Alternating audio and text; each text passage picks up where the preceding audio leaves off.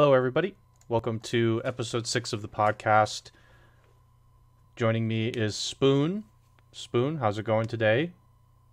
Yep, going pretty good. And it is after almost the end of our holiday season. For next week, we'll be past New Year's and all the other. I assume most of the other holidays that most people will have break for either school or work. So enjoy this last bit of weekend break, or a little bit longer depending on if you're school or not.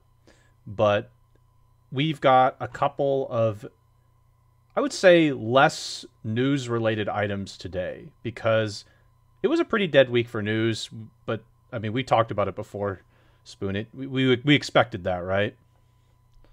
Yeah, I mean, I think a lot of places just take the week off. Right. In a lot of cases, Christmas/New Year's week, a lot of places just have the week off. So, yeah, and it's we're past Christmas, so as far as games, there's not going to be announcements right after Christmas. People they're done selling all their games before Christmas. So, Right. yeah. So the the setup for today is going to be, I don't want to say different, but there's just going to be a lot less news. So for those of you that have like an interest, particularly with all the news that we discuss or want like post news in our server, we'll probably only have two things to talk about today, unless we have something we find last second. But for before we do that, I think it would be a good idea if we quickly did some podcast related updates as well as community updates. So as far as the podcast is concerned, Spoon is actually going to be here next week. So we'll be doing a normal podcast, we think, next week. There's also a couple things that Spoon and I are talking about internally. So we're thinking maybe at some point in the future, though, we'd still like to get a guest at some point. That's something that we'll talk about. But I figured I would bring it up because, there might be some people who are here that are interested in being a guest, or maybe somebody you can think of that we can reach out to bring on and just have a conversation with during the podcast. So that's something we're definitely working on as well. The other couple things for community related are movie night. So movie night will be Saturday. We're looking at 4 p.m. Pacific time or 7 p.m. Pacific time. Based on how many people react, we'll make a decision on that. The movie this week is Your Name. Spoon has seen it. I haven't. But Spoon, can you give a quick, short synopsis of what we would expect to be watching on Saturday should people join? Yeah, it is a anime movie. It's about yeah, it's about two high school students, as you kind of expect Mm-hmm. for anime. A Yep. male and a female who live both in Japan, but in very different locations. One like lives in the city in Tokyo, and the other lives like in a very rural part of Japan, like in the Okay. mountains. Um, and they end up just through magic body swapping and living each other's lives, and it kind of goes from there. Okay. I don't really want to spoil anything. There's some twists and turns, though the plot is relatively or the basis of the plot is relatively simple. Okay. Um, as far as genre goes, like it's kind of drama romance, Okay. I would say. Got it. Um, but it's really good. I definitely, maybe you're not really an anime person, but I recommend if you can, please show up and watch with us. It's really good. I've not showed this to someone and they didn't like it. I showed this movie to my parents and they liked it. So Okay. yeah. Okay. So that'll be Saturday. Again, we're still waiting on a few more reactions potentially to come in before actually deciding, but the decision will be made probably, if not tomorrow, then definitely Friday, because we really got to figure out the time so people who are interested can make sure that they stick around. Can you just, Spoon, do you know off the top of your head how long this movie is going to be? Is it an hour and a half or is it 2 hours? It's like 100 minutes, so yeah, Okay, like an hour, so hour and okay, 40 minutes. hour and It's 40 not minute movie. super. It's not super long. Got it. And also, just want to add in, if anybody has any suggestions for movies, feel free to put it in that movie night box that we have set up which is our Discord channel. But Yep. I like to picture it as like a box. You drop your movie suggestion in there. Feel free to do that because that'll help us figuring out what kind of movies we want to watch for your future weekends. So please consider doing that. We're open to, I'm going to say most movies. Not all movies are welcome. I can name a few that might not be welcome, so keep that in mind. But just if you're interested and want to show a movie that you know of, that would be great. We would appreciate that. The other things that I wanted to update all of us on, and I know Spoon is going to have a better idea of this one, is both myself and Spoon will be doing our games this week. I anticipate I'll be starting Xenoblade tomorrow, unless something happens. So that'll be for me what my plan is. And Spoon, your plan was to do Friday or Saturday? Yeah, we'll probably do Friday. Since we're doing, I mean, I guess I could do it on Saturday earlier, but I think Friday will be the plan for episode 4 of Walking Dead, and then the finale, episode 5, will be sometime next week. Yeah. So hopefully Spoon will finish. Spoon is going to finish his game by next week. I'm just going to be starting mine tomorrow, and I do not anticipate finishing that anytime soon. And it'll be a bit. The other thing I want to mention for games and such is just to sort of boost the signal on Kuru, myself, and Daj are playing a Stardew Valley farm. For those people who are not familiar with the game, you just play as a farmer in a little town. But I think it's a nice, relaxing game. So Kuru, Daj, and I played that, and we're still not outside of the first season. But if anybody was interested in playing the game, or just like is interested in hanging out, feel free. Those streams will happen every once in a while, just because Xenoblade is going to be happening. But we are looking for one more person to join the farm, and the only sort of thing I ask is, if you do join the farm, just let us know if you're interested. And the game is really cheap. I mean, it's like $15, I'm sure. It's not an expensive game. You just have to let us know, and also we'll keep you in the loop on when we play, because if, for example, Kuru, Daj, and I want to play and the fourth person can't, then we'll have to figure out, okay, well, should we play without that person for like a particular session or not? So just for anybody who's interested, obviously not a required thing, and the game itself, it's a relaxing game. It's not for everybody, that's for sure. So I think those are the main things I wanted to point out for games. Spoon, do you have anything you wanted to add there? I know we have Hades, but we're not sure exactly when Hades is going to happen. Yeah, we'll have to find it a day to do that. It was on sale again because the Steam sale is going on, so I did buy it. It's only $20 right now. I mean, it's only $5 discounted. It was like, what is that, 20% off? Yeah, but better than paying full price for it. Yeah, we'll need to find a day for that when it works for both of us. For sure. Because break is coming to an end. Next week is my last week of break, and then I go back to school. Okay, so we definitely Monday the 11th. I think it's the 11th. Okay, we definitely have to figure that out then. So we'll try it next week. We'll try and find a day next week. To play it. I'll probably have to find a day next week to play that. Yeah.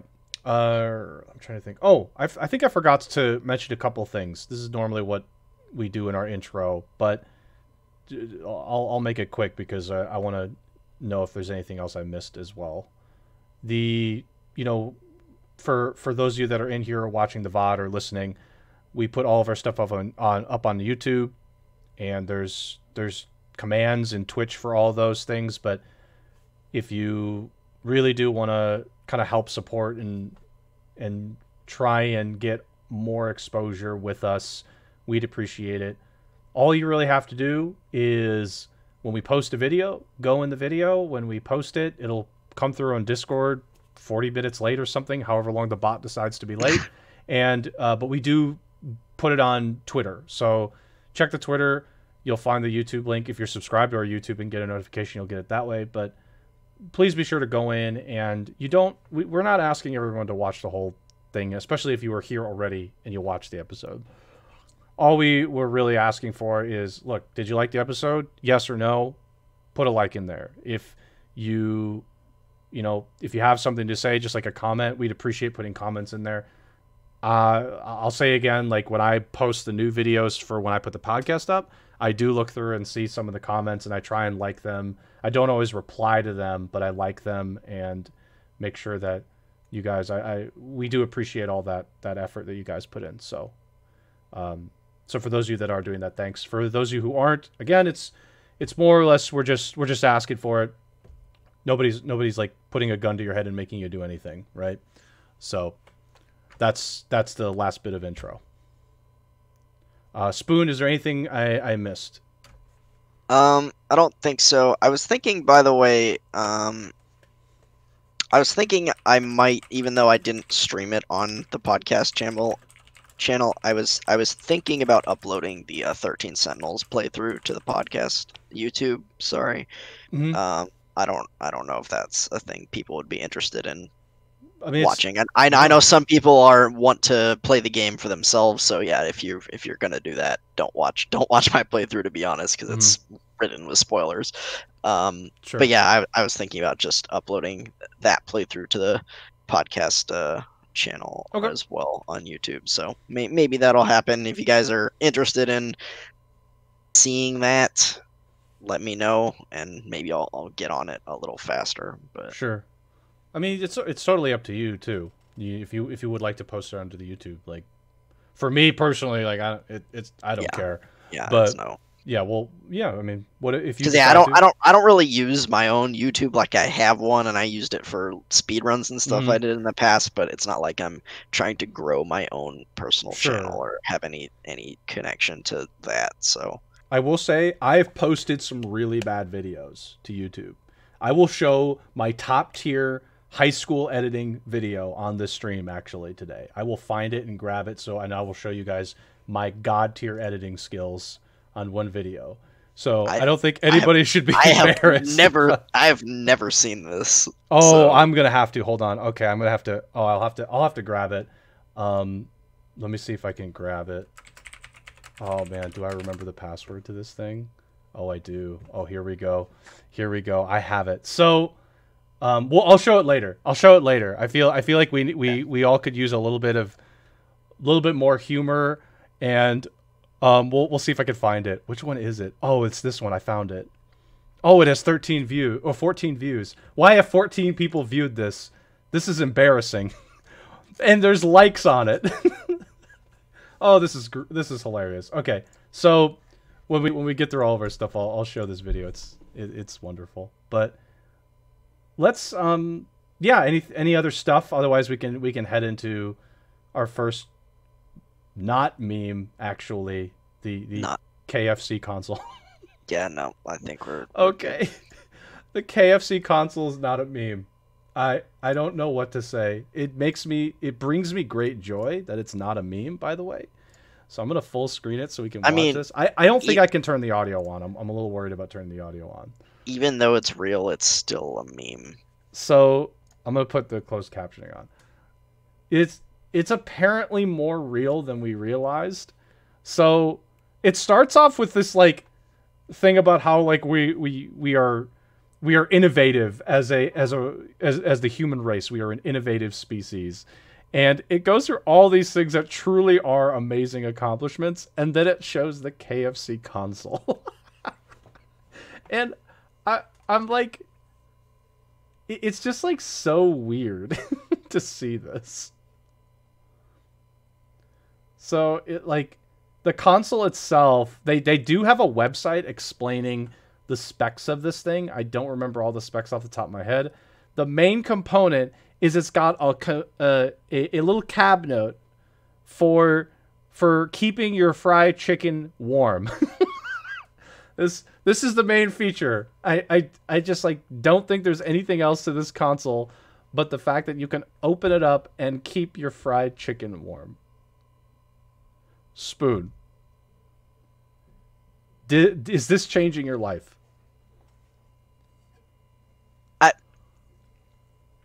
No, not at all. Really? It's not? Oh, man. I mean, it's a funny idea, I guess, and it's a great meme, but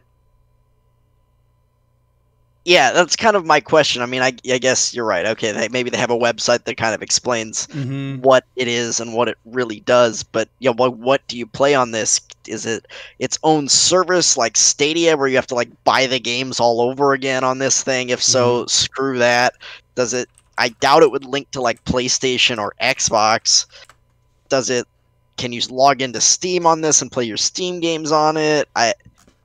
Yeah, is it just for that one meme KFC dating game sim? How much does it cost? I what is the point I'm trying to find the specs. of the chicken compartment for keeping your fried chicken warm? Like Trying to find the specs. Give me a minute. when I eat fried chicken, I usually eat it hot. I don't need to like keep it warm. Like I just I don't get it. I mean, it's a good meme and I love it, and I like that KFC is kind of funny and plugged into the gaming community and the sort of like nerd culture and all that, and I appreciate that. But I I don't understand the market for this at all. I have the specs. VR ready.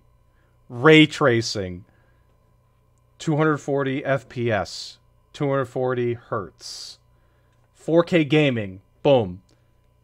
A CPU. No, just Intel Nuke 9 Extreme Compute Element. Look at that.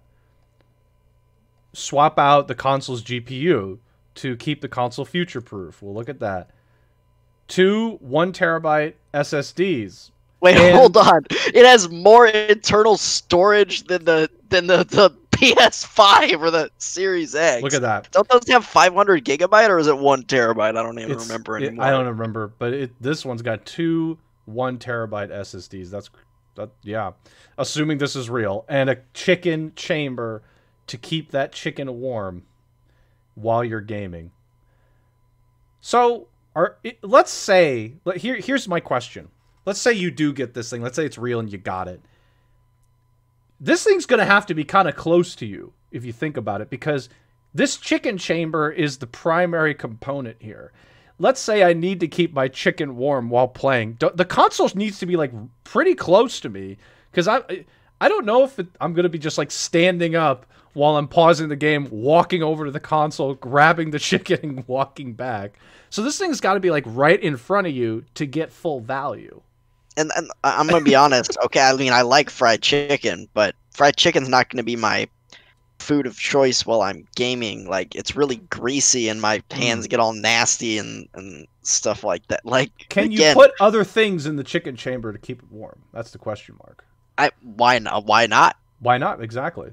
This thing's already got more value than the new Xbox, in my opinion, now. I can put my pizza in there, and it's exactly pizza. Cruise on point. You put a pizza in there? The screenshots of this thing also makes it look like it's really small, but if you're able to put food in it, I feel like it's got to have some size and heft to it. I think it needs to be. It better be a somewhat beefy console. No confirmed cost, but rumored to be upwards of $2,000. I mean, with those specs, that's not that surprising. It seems like it's got some pretty beefy 2,000 specs there. Oh this is my. like a. I'm not sure why they're calling it a console. I mean, I guess maybe because it's for the living room, but this is like to me, this is a KFC PC, not a KFC console. Yeah, feels like a PC. Yeah, it's probably like. At that point, with all those specs, you'd probably just want to get a PC, right? But I don't know. Look, my point is, I need more information on the chicken chamber. I need to know exactly what foods are optimal to keep warm in there. Otherwise, I'm not in. I'm not interested. I mean, that's also got to be like a relatively large section of the console that is also very much insulated and separated from the rest of the console, because I don't think you want chicken grease dripping all over the components of your console on the inside. No, you do not. So this better be, better be separated if it's real. This is great advertising, by the way. This is some of the best advertising I've seen This is top tier. I feel like there are just some of these companies that have great advertising. I feel like Coke Gaming could learn a thing or two about Yeah. this kind of advertising. Coke Gaming's It's advertising is awful. terrible. This also seems like a bit of a fire hazard. I'm gonna be honest. It does. But We're giving this so much conversation. It's like, but that's the thing. It's like everybody was talking about it. So I think it's great advertising. But yeah, okay. Any other stuff about the KFC console? This is also no, potential lawsuit no, waiting to happen too with the yeah, chicken chamber. I mean, It's like, yeah, they're gonna need to have their asses covered on this one. And this, yeah, like, again, it's a great meme, but it's great. it's just not. To me, it's not super practical. Like, I don't need something to keep my food warm while I'm gaming. Like, usually eating and gaming are kind of separate things. If I'm eating while I'm gaming, it's like snacks. It's like chips or something Sure. like that. Something that doesn't need to be kept warm. It's just, Mhm. you know, whatever. So, Right. I think there's a certain group that's going to love this. I think the KFC console, if it can cook, for example, not cook, but if it can keep a pizza warm, I think Kuru's in. I think Kuru's the one that's in. maybe. Kuru will buy this, and we'll just see a picture that he's taken of him probably dabbing and has this KFC console with a pizza inside of it. I don't know. I think that ultimately this could just end up being obviously like not a real thing, but again, it's great advertising. Maybe they'll like advertise something else. I don't know, but I love it. Good stuff. I think it's great. So, okay. CD Projekt Red. Do you know much about the lawsuits that actually went through on them? I don't at all, to be honest. Okay. So they said, I think there were like 4 lawsuits that actually were happening, and I don't know which ones actually went through, but CD Projekt Red did make a statement saying they're going to obviously defend themselves. I can't imagine they wouldn't. And no, they're just gonna let it happen. they're just gonna let. I was just like, yeah, I can't imagine they wouldn't. They're just gonna pay all the money without. Oh, here it is. At all. New York's Rosen law firm filed a suit on December 24th. I think that was mentioned before by you, but maybe this was the one that actually went through. Although I'm sorry, I'm trying to read through some of this stuff too because this is my first read of this particular article. They just filed it. They just filed it, yeah. They haven't done anything with it. A law firm filed a lawsuit against them last week. They were talking about it. I don't think they had. When we talked last week, which would have been the 23rd, which was the day before they filed it, apparently, there hadn't been any filed. There were some groups that were getting together and talking about it, but they hadn't filed anything yet. But they actually filed it. Okay, so somebody actually filed it. Okay, got it. Somebody actually went and filed it. This is like, it's so interesting because there are definitely other games out there, in my opinion, at least, that should be getting more flack regarding stuff like this. My first de facto response is Madden. There's so much proof that Madden is just not an innovative game, but they keep saying it is. And I mean, the only reason nobody ever does go after Madden is because it makes money, makes lots of money.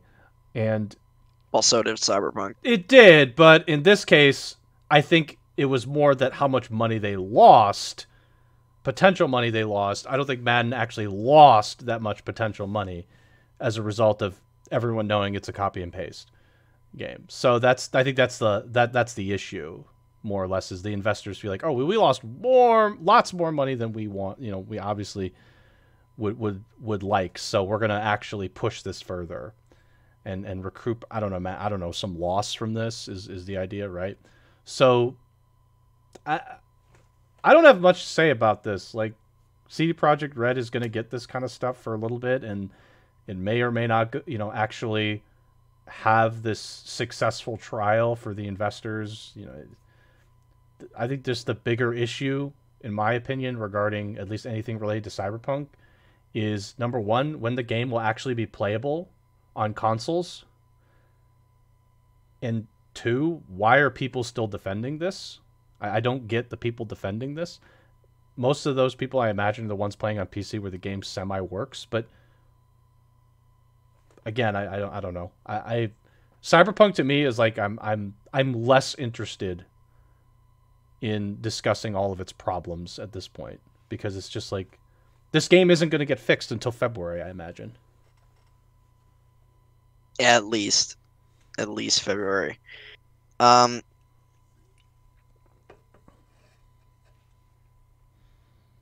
yeah, that's the thing. It's like, okay, maybe the game was bad and et cetera, et cetera, but you know, they have to. The lawsuit would have to prove that they did something illegal, which Right. goes to saying that CD Projekt intentionally lied to them or deceived the investors about what they were getting with this, Right. or something like that.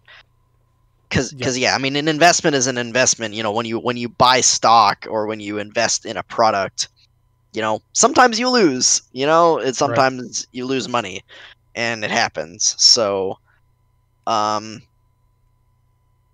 I think the investors are probably just mad because everyone was expecting this to be the game of the century, basically. You know, greatest game of all time, makes all the money, everybody loves it, and then you're set up for DLC and sequels and just up, up, up. Let's make more and more and more Right. money, and it's turned into a dumpster fire. So Exactly.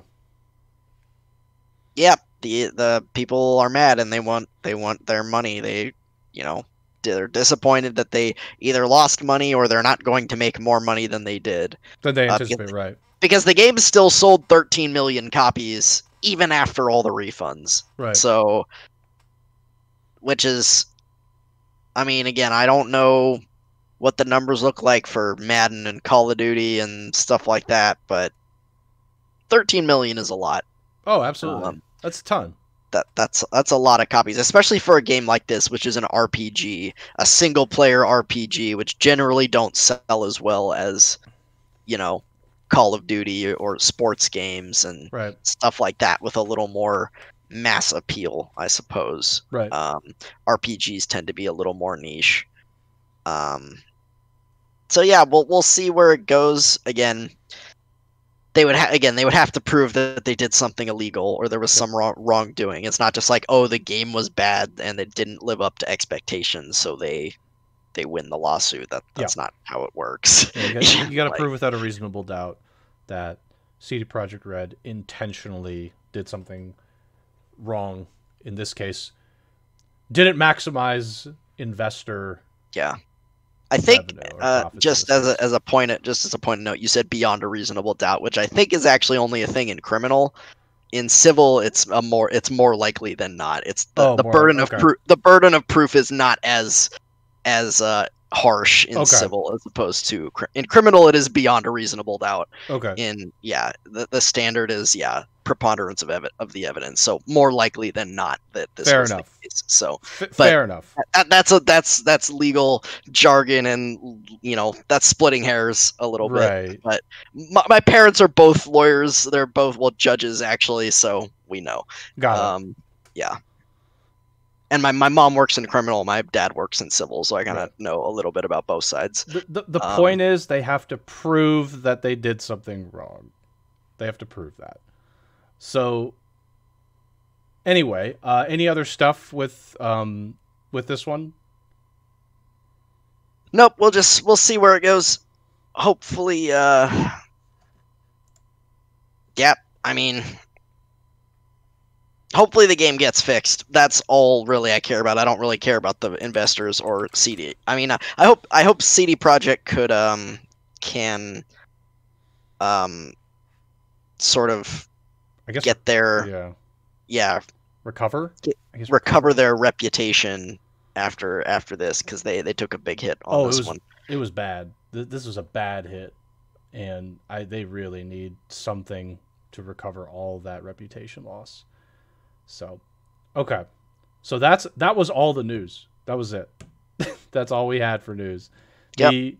The other stuff that we had, I'm going to switch over. I'll show my video of my highlights at some point later, probably, because I want us to double check here what we have here. So, we've written, excuse me, after the game news section, we've got the humankind stuff. So humankind had their, I know it's the Lucy dev, but I'm just gonna call it a little alpha period. Okay, so they had an alpha period for those who are not like involved and understand what the Lucy dev part of this is. It's an alpha for players who have, I think it is just players who have pre-ordered this game, right? You have to have pre-ordered it and obviously done a few extra steps. There was a Twitch drop. There was a Twitch drop, right? Twitch drop, yeah. For the most part, if you pre-ordered the game, you can play this, and if you didn't, you couldn't play it. Yeah. So Spoon, obviously, last week you talked about it, and you've played, I would say, quite a bit of it. I think is safe to say. I played through the entire scenario, and I did maybe half or a little more than half of another playthrough of it. Okay, so I played through basically the stuff that you saw on my stream was how much I played. I really didn't get more than that, but I think we can just quickly talk about how we feel about it. The game comes out in April, just for those curious, and it's a 4X strategy game that is a lot like the Civilization series. So I think this game, the game's core issues to me are in the UI. I've heard other people say they don't like the UI very much. Civilization's UI for everything that Civilization is and all the issues that they have, Civilization's UI is pretty solid for me, at least. There is an issue for me with the UI where it's hard for me to see like some of the stars on the units. Sometimes I have a hard time seeing that, but the UI for Civ is fairly understandable, easy to see and use, and sort of like gather what you're supposed to gather from it. Yeah, and like where things are and where you need to click to do certain things, and where your buttons are and all that kind of stuff. I think somebody who's a designer got really cute with this game, or someone who isn't much of a designer got their hands on this and made the UI. There's just like clear UI oddities to me. Like things are too small. Things are way more transparent than they should be. It's like a little bit too much of a UI issue for me. But the actual game itself, the battle, the actual, so when you actually do a combat scenario in this game, in Civ, you just smash against the other person. That's it. You just smash units into each other. You just smash units, right? But the this game's, I think one of the best things about this game is the combat in this game is a bit more tactical, where you actually get into I'm just going to call it a battle arena situation. Yep. You have like I forgot how big the actual plot is in the battle, but your units, which are we're going to call them an army, because you can put multiple units in a battalion together. Yeah, up to four units at base. Yeah. You end up using your battalion against whatever their battalion is. And then you get into like a battle situation which has 5 rounds, I believe, where the people go back and forth. At the beginning, yeah. It evolves over the course of the game. I think they're always 5 rounds, but later in the game, you can have a battle that spans multiple turns. So there's 5 rounds per like in-game turn, and if the battle isn't over at the end of the 5 rounds, then you have to proceed to the next turn to play another 5 rounds until you end the battle. But the idea is it's not just you slam against the opponent. You actually have this battle arena where you then get to place your units, and the placement of units is extremely important depending on the terrain. So that is a benefit of this game. I'm not going to necessarily go into what the terrain actually does in that battle, but terrain that is beneficial to you is where you want to be. Let's just put it that way. So it's a little bit more tactical when you actually get into fights. I think I'm a little bit worried about that slowing the game down a lot more, but obviously, like, we'll see when the game fully releases and when we actually get into multiplayer situations. We'll see how that runs. I also want to say that another thing I do like is the fact that you can be a flexible in your culture choices. So you don't pick a civilization to start. You start out as the nomads, right? You start as nomads, and then once you hit certain benchmarks, you then can pick a culture. I think that's pretty nice to be able to be flexible, and I think the other benefits of this game lie in your ability to, we'll say, pre-choose certain things, and then once you have chosen something, like a wonder, for example, in this case, like let's say you want to build the pyramids, and you're the first one to get to pyramids. When you choose pyramids, you get pyramids no matter what. You just decide when you want to build it, and it's yours. Nobody else can really steal it from you once you've chosen it officially. That is a great thing. Civilization too often just becomes, okay, who has the better production and who pressed build first? And that can be frustrating, especially when you put so many resources into building the wonder. You do get it back, but also in Civilization, when you build a wonder, generally you're only gonna build wonders probably in your capital, or if it's not your capital, whatever your best city, your highest production city is. Correct. At least in this game, yeah, getting wonders stolen just sucks, especially if it's like the last turn, like you're one turn away from building it and the AI gets it. If it's a turn before, it's so annoying. It's so frustrating. So you can build, since wonders in this game count as what they call a shared project. You place the wonder on the map, and you can start building it in whatever city you want, and every city in your empire, or any city in your empire, can work on the wonder. Sure. You can even have the city that is technically building the wonder not work on the wonder and just do something else, and just have your capital build the wonder, but it goes for the different city that you want it to actually build in. Sure. So I like that system as well, as far as wonders go. I do. I think it's great. I think that's a great addition to this kind of genre, or I guess to combat against something like Civ. But I do think this UI needs to be fixed. I don't think it's a major issue, but that UI, that I can see that UI frustrating me. It definitely takes some getting used to, but there are certain reasons why, for example, websites do things as, like, they put text over something a certain way, or they put this kind of text over this kind of background, because if you have white text, it's kind of hard to see white text over a white background, isn't it? Or a light color background. You're right. Yeah, not necessarily white, but yeah. But it's just like a light background. It's hard to see white text on a light background. You want to contrast it. This game, I don't know why the designer decided to do this, but they put really transparent things over a background that I would consider at times too bright for the transparent things. Like for the outpost, I occasionally had trouble seeing the outpost symbol. Why don't you just make that symbol dark? Just make the background dark. I don't think it's that big of a deal, to be honest. And there are also a couple other things I was like, okay, I know this will get fixed, but it needs to be fixed. It's like weird. Some of the sizing on certain features was weird. It was off. But I think that complaint isn't the worst complaint. It would be worse if the complaint was like, this game fundamentally is not fun to play, or this game picking cultures is not good. Yeah. And yeah, I played as a warmonger. I was a bloodthirsty early civilization, and that was super fun. Just going immediately into a bloodthirsty mode, and although as you mentioned, they need to change that. I think they need to change that population thing, where building a unit like your warrior unit causes a population. I think they need to change that.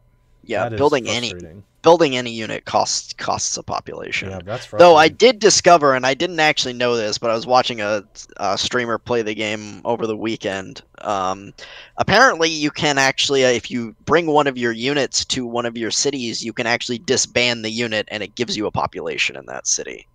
Oh, okay. Okay.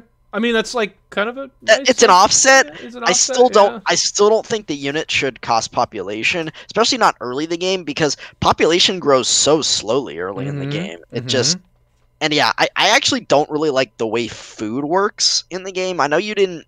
You I didn't. mostly did. You mostly did war. You didn't I really just went to explore. war. You didn't explore a lot with the city mechanics and like how food works and stuff like that. But the way food works in this game is there's a couple of different like food states, quote Hmm. unquote. There's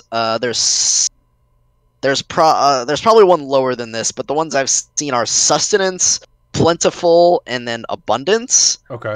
And those are all in. So sustenance, I think, is if you have like 0 to 10 food. In most cases, plentiful was 10 to 50, and Sure. abundance was over 50.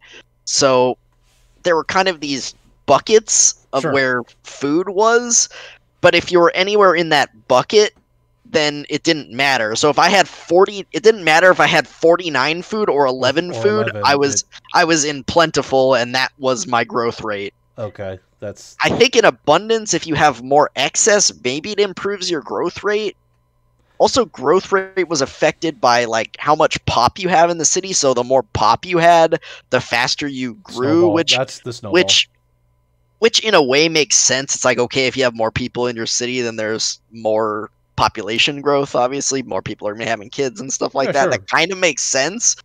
But from a gameplay mechanic, I don't really like it because your city grows really slowly at first, and you're building up, and you're getting this food, Hmm. and then when I got to the end of the game, my bigger cities, my cap was literally gaining a population every single turn.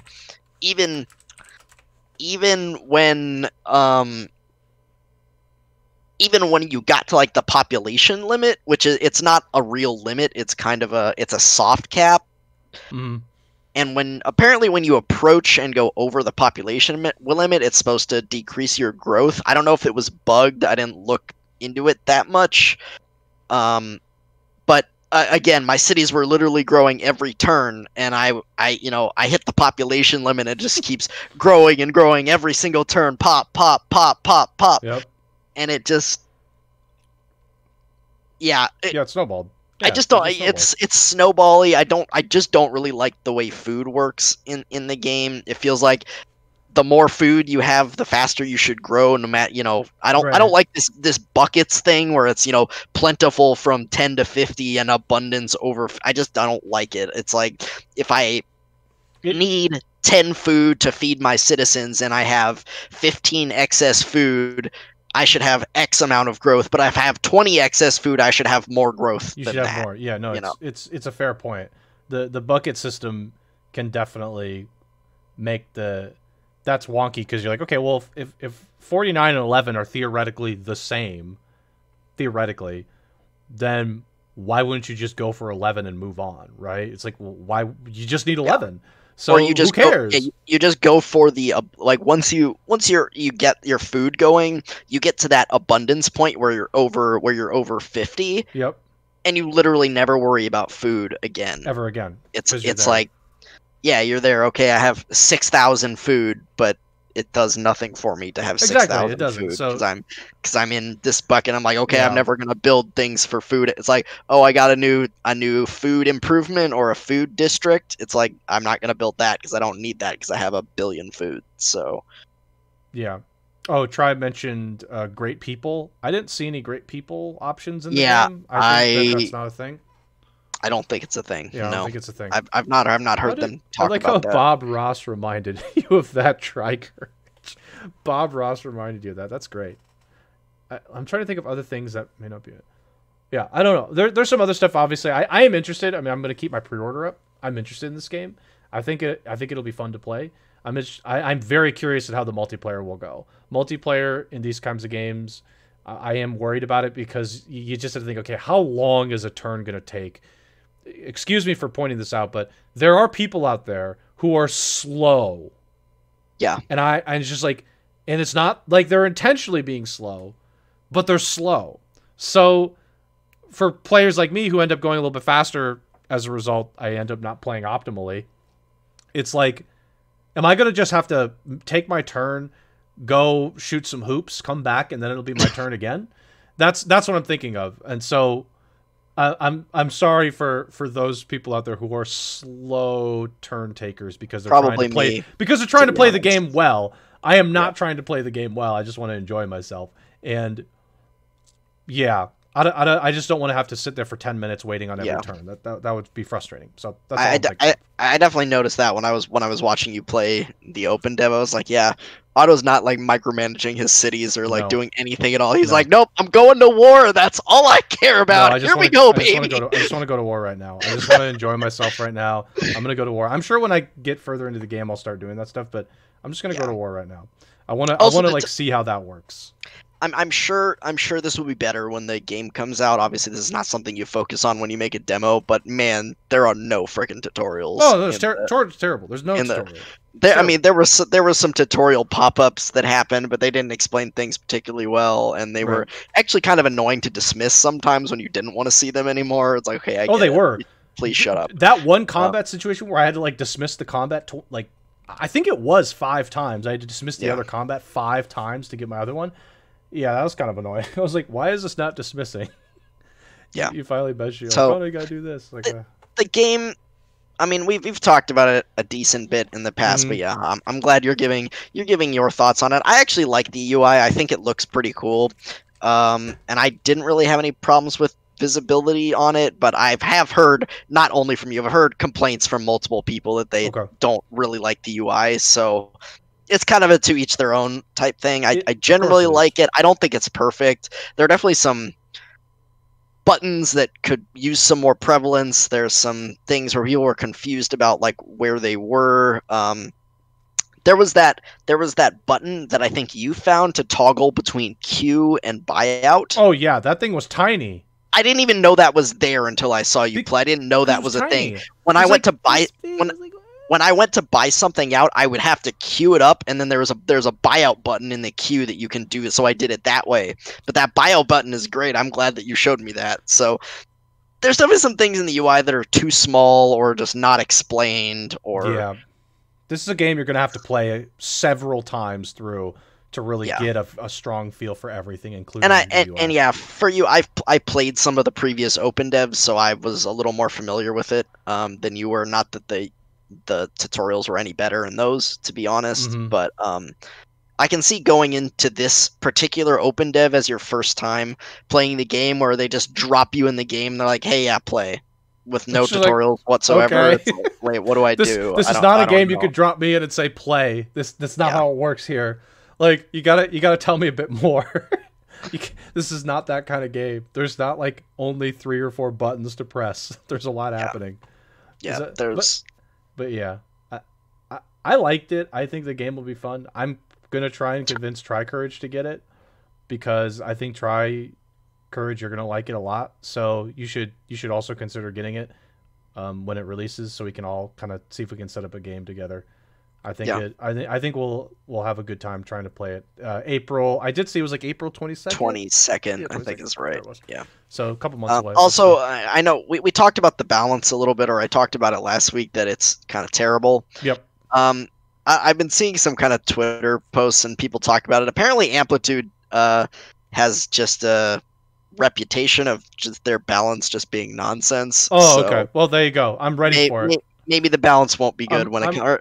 Again, if everything's OP and everything's fun, then I don't really care. So we'll see. We'll see how that goes. I feel like if everything's OP, it's just like okay, everything's OP.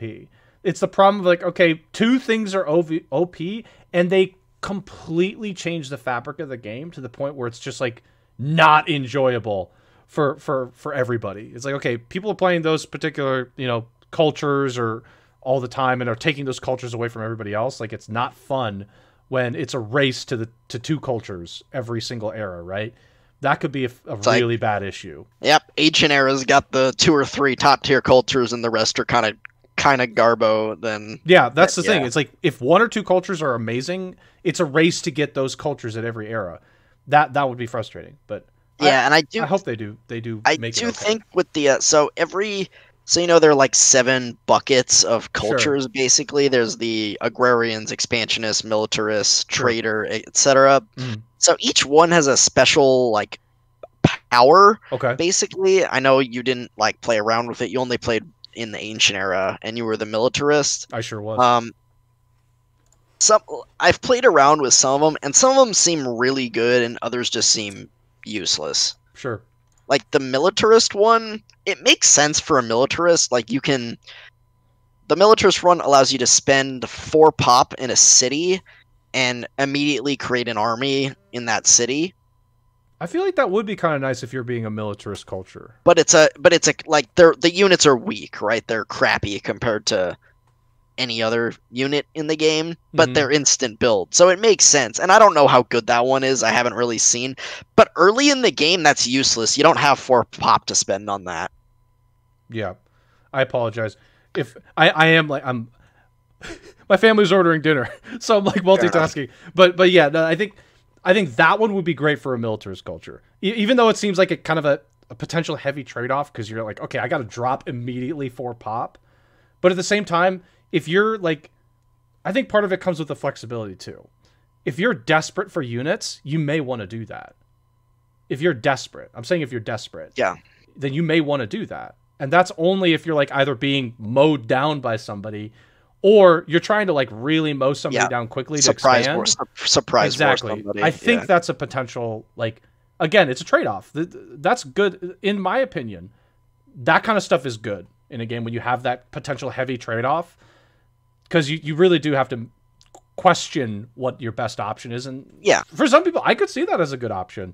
Yeah, no, that one I don't think is particularly like good or bad. I think that one to me falls a little bit in the middle. It seems useful situationally, but early in the game, again, I think it's useless because none of your cities have 4 pop for you to spend on that. You literally can't use it. So, the expansionist one to me is just garbage. What's the expansionist one? It allows you to, if you have a unit in a territory, you can just like take control of that territory. It's like a button that you can press. So say that again. So say that again. I'm sorry. If you have a unit in a territory, okay, you're allowed to take control of the territory. Okay. Which I believe you're supposed to be able to use on like enemy outposts. So it's like, oh, the enemy has an outpost here. I send a unit to that territory and I click the button to take control of the territory. But the AI is just going to be really mad at you if you do that, and they're probably going to want to declare war on you, first of all. I feel like anybody would be mad at you for doing that. Second of all, it's one of those things where if you don't have open borders with the other person, you literally can't step in their lands unless you declare war on them. So it's like, when do I use this? It just seemed completely like it made sense from a like rational perspective of how it works. Like, it's a expansionist, you can just kind of steal territory from people, but it just mechanically it just doesn't work for me. I've never found a situation to use it. Yeah, it doesn't seem to work out too well. And maybe I don't know. That's another thing. Maybe they'll fix that. Maybe they'll adjust it and say, okay, if you're like, I don't know, that seems like it definitely needs to be adjusted or just remove it, I suppose. And the one for the aesthete civs, which are the cultural based ones, the one with influence as your main like star. Sure. That one was just broken to me. I played that I think I picked the aesthete either in the 3rd or the 4th era. Okay. And their power is another button. It builds up over a certain number of turns, so you can't use it all the time. Sure. It's based on how much influence you generate, and part of the problem is you don't know. Like, it tells you how many turns it's going to take, but you don't know how much influence you need to use it. Okay. And it doesn't spend the influence when you use it. It's just like a meter that charges up. Yeah, it's a charge. Yeah, sure. It's a charge up. Yeah, sure. And there were 2 options with this button. The first button, like, doubled the amount of money that you gained from cultural influence or something like that. Okay. I don't really know how those calculations work, so that seemed marginally useful. And the other one, you just culturally take control of a territory that is adjacent to your territory. Oh, So there was that culture lens where like you had the yes. cultural influence on each territory. Yeah, you can just like culture bomb a territory and just take control of it. Jesus Christ. Okay. And I got to a point again. I was playing this in either the third or the fourth era when I played it. I was getting this power like either I might at one point I might have gotten to a point where I was generating so much influence I was getting it every turn or maybe every other turn, and I just like culturally influence bombed the entire world. It was stupid. I was like, okay, this is broken. Like I don't that sounds dumb. know That needs what to be fixed. to do with this. That sounds completely out of control. That should not be a thing. That shouldn't be a thing. It sounds and then too snow. This game sounds too snowbally. It's very Civ is snowbally. Civ is snowbally. But this sounds even more snowbally, which is a very scary thought already. Because Civ is snowbally. It like once you get going in this game, your numbers just get out of control. Yeah, Civ is that way too. To be fair, Civ is. You're making so much money, so much science. Like, the first game I played, I started as a production civ, and then I did a militarist and took some land. And then I switched to a science civ, and my science was not doing that good, and I was in the science civ for not that long, and like boom, my science shot through the roof, and I was like in the late eras I was getting techs in 1 or 2 turns, and it was just it's so snowbally. Yeah, so again, I think the balance on the special abilities, I could go through the rest of them, but I don't necessarily think I need to. Some of them are situationally useful, some just seem kind of useless, and others seem totally busted. Like the agrarian one for the food civs, it allows you there's 2 buttons for it. It works this similar way to the influence one, where it's a meter that charges up. You have 2 buttons. One, you just gain population in every one of your cities depending on how many territories the cities has. So if the city controls 3 territories, you gain 3 pop in that city. Okay. I mean, that seems really good to me. You just like gain a ton of pop in all your cities. I mean, that sounds pretty solid. And the other button allows you to steal pop from other people's cities. Jesus, that sounds frustrating. Okay, some of these are snowbally and frustrating. We'll see when it actually plays out, but some of these feel really frustrating to deal with. That's for sure. As the opponent of said action, that would be frustrating to deal with. Yeah, you're kidnapping. That's actually what it is. You're kidnapping people and bring them into your city. It's like, okay, now get to work. That's so bad. Oh my god, that's terrible. The science one allows you to convert all production and gold in a city into science, so you just like go super science mode on a city. I see. And the production one, I think, does the same thing, except you convert all gold and science into production. That seems pretty solid. So yeah, like those ones seem useful if you want to do that. So yeah, I my biggest problems with the game right now is like I ran into some bugs that I think you did too, with like being able to move units and like some weird stuff. I think the balance is just absolute nonsense, but again, that seems to be maybe their MO a little bit, and also it's still early. Balance is not a thing they think about early on. Like almost, I'd say a little bit less than 4 months, right? Yeah, a little bit less than 4 months. So there's time to make those adjustments. Yep, the UI could use a little bit of work, and I'm not sure how I feel about the civics system. Like I like the base of it. Yeah. But I don't like how the way you earn civics feel like random pop-ups. Yeah. It's like, oh, here, you have access to this civics choice now. I feel like there should be at least clues or events or something that lead you towards getting civics. Because they just happen. It's like, oh, you're at war, so you got the war-based one where you talk about your army composition, or... Sure thing. You know, I played a game where my religion was really strong, so I got all these religion ones, but then I bunked my own religion because there was a civics choice that popped up that was called irreligion, and it's like, if you picked either one of the choices, you decided that your society was non-religious, and it just bunked your entire religion. I was like, wait, my religion was really good, why did you give me that choice? Get destroyed. Stop! Get destroyed. Game, Get please! Destroyed. The game said no. You do not get religion anymore. So yeah, I like the social axis thing that they have going on with like your choices affect the social axes of your culture. Yeah, Um, and I like the general way that civics where it's like, hey, do you want this or this? Do you want professional soldiers or hires? Do you want, this, these different things? I like that, but I don't like how the civics are random pop-ups sure. or they feel like random pop-ups. Okay.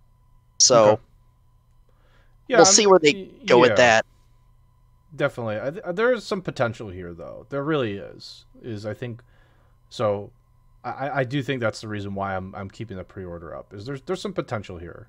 I'm hoping they do another one of these dev periods. I'm sure they will. Yeah, there's Potentially already one more. been. This was the third one, I think, if you count the Stadia one, which probably not that many people played because it was exclusive to Stadia. Excuse me. The first one was there was one thing where you actually kind of got to play like 30 turns, Okay. but the others were just in the first one. Most of it was just combat scenarios. They were like short little like pre-crafted combat scenarios just to test out the combat. Sure. But yeah, I think there will either be one more or there won't be another one. That would be my guess. I hope it's one more where they just let you play the full game. Yeah, play the whole game, basically, Just like more play like the a whole game. straight up demo. I Yeah. hope they do. I hope they do. Or like maybe one where you get to pick your avatar character a little bit more. I hope they do that. That'd be nice to see. Just again, get more information. But Yeah, I think the game has potential. I'm interested for sure.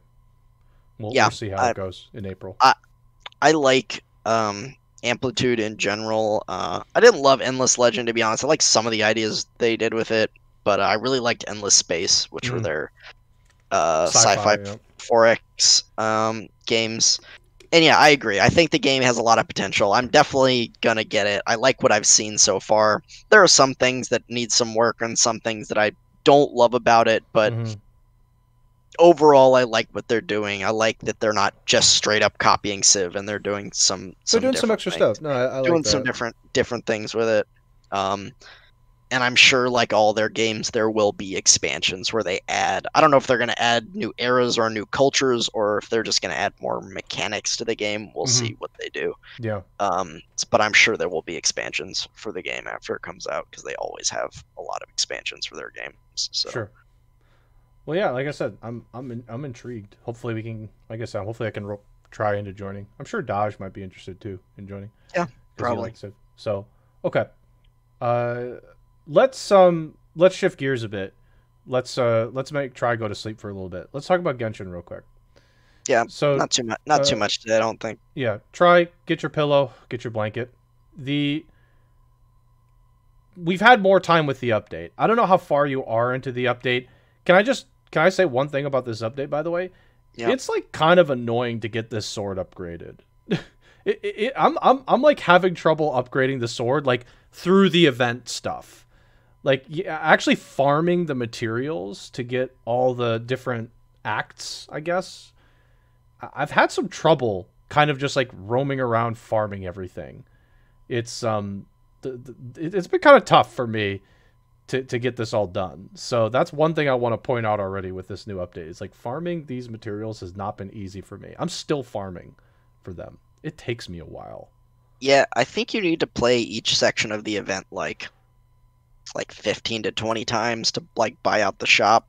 It's a lot. Like I can't even get past the first step of this thing with collecting the crystals. I'm still collecting the crystals.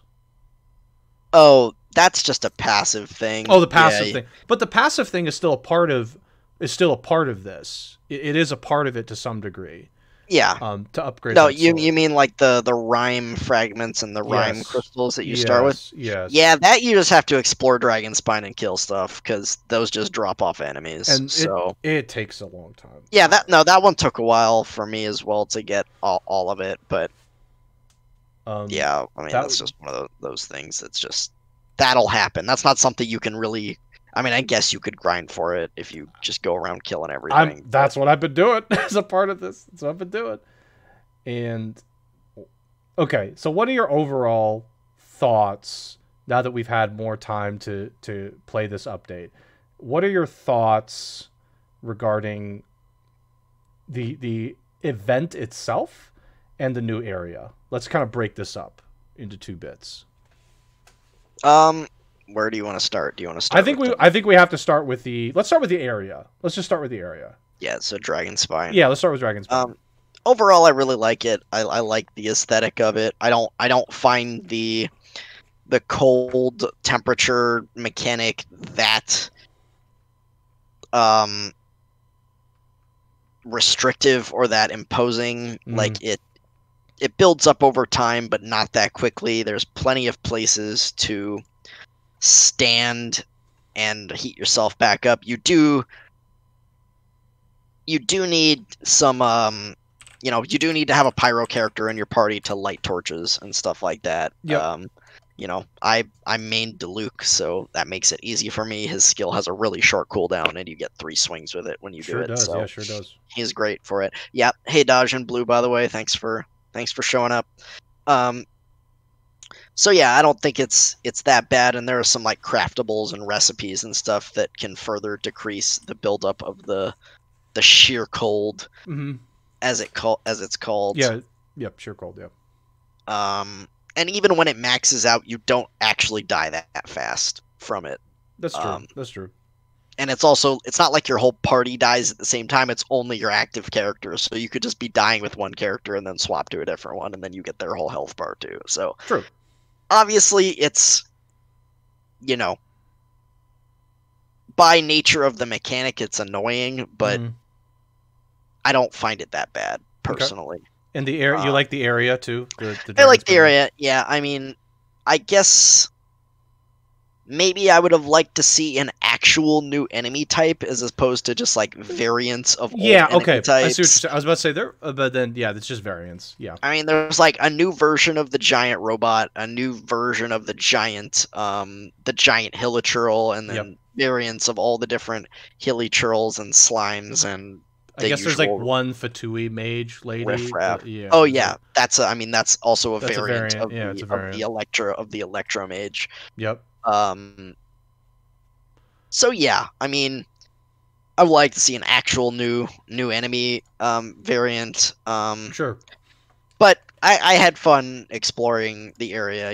The same Genshin play cycle of going around collecting chests, killing enemies, collecting the in this it's the crimson agates, but they're the same as the Animoculus or the Geoculus.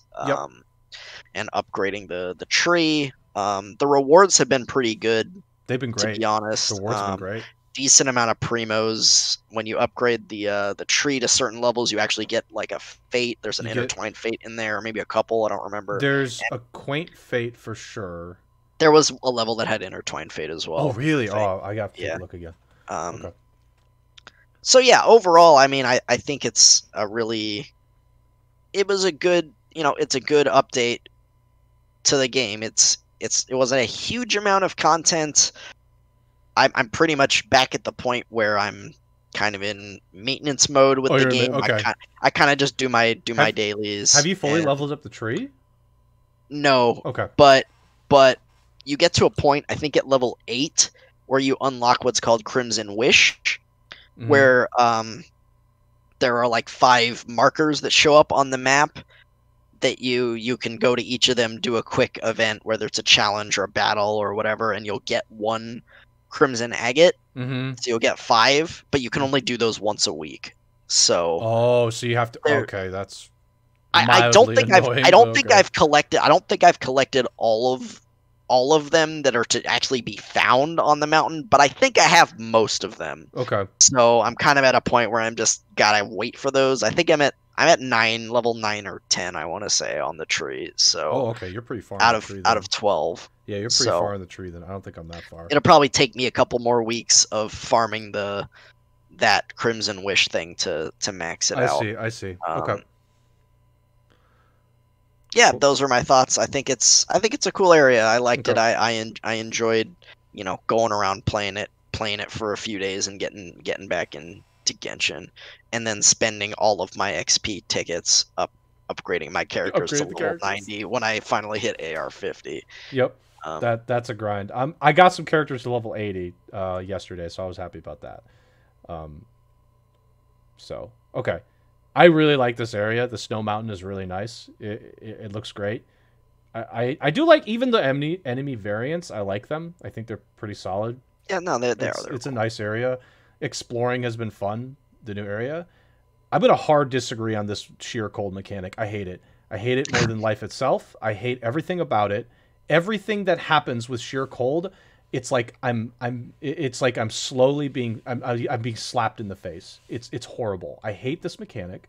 I hate this mechanic because every time I go into a battle with like a big enemy and there's no fire to be found, I'm just taking hits over and over and over again by this sheer cold mechanic. And this mechanic has, I almost like went ballistic with this mechanic. I was fighting the big hilly churl variant, the ice one. And I've got, I have a pyro character. And so I'm fighting this thing. And there are like some fires nearby, but I'm not using Diluc right now. And so I'm trying to light these fires. But this thing is just beating the crap out of me. And I'm like trying to deal with the sheer cold mechanic. And my character, Kaching, when she uses any of her abilities, she puts out that fire. Because an Electro will put out the fire. It overloads the fire. And You're absolutely right. So I'm overloading the fire, turning it back on with Xin Yang's ability, which, by the way, is not a short cooldown, while dealing with sheer cold, while dealing with this hilly churl. This mechanic can burn in the deepest pits of hell.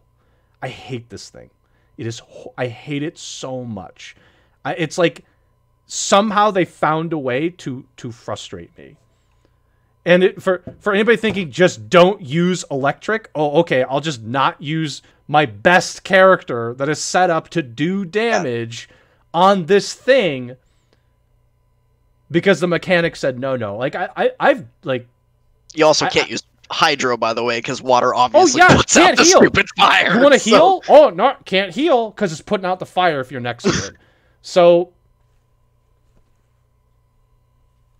I hate it. I hate the mechanic. The new area is great. I like exploring it. I like everything about this area. But this mechanic, if this mechanic was like a thing, you can bet I'd have thrown it out. I just thrown it out. I hate it so much. I hope they never bring this back.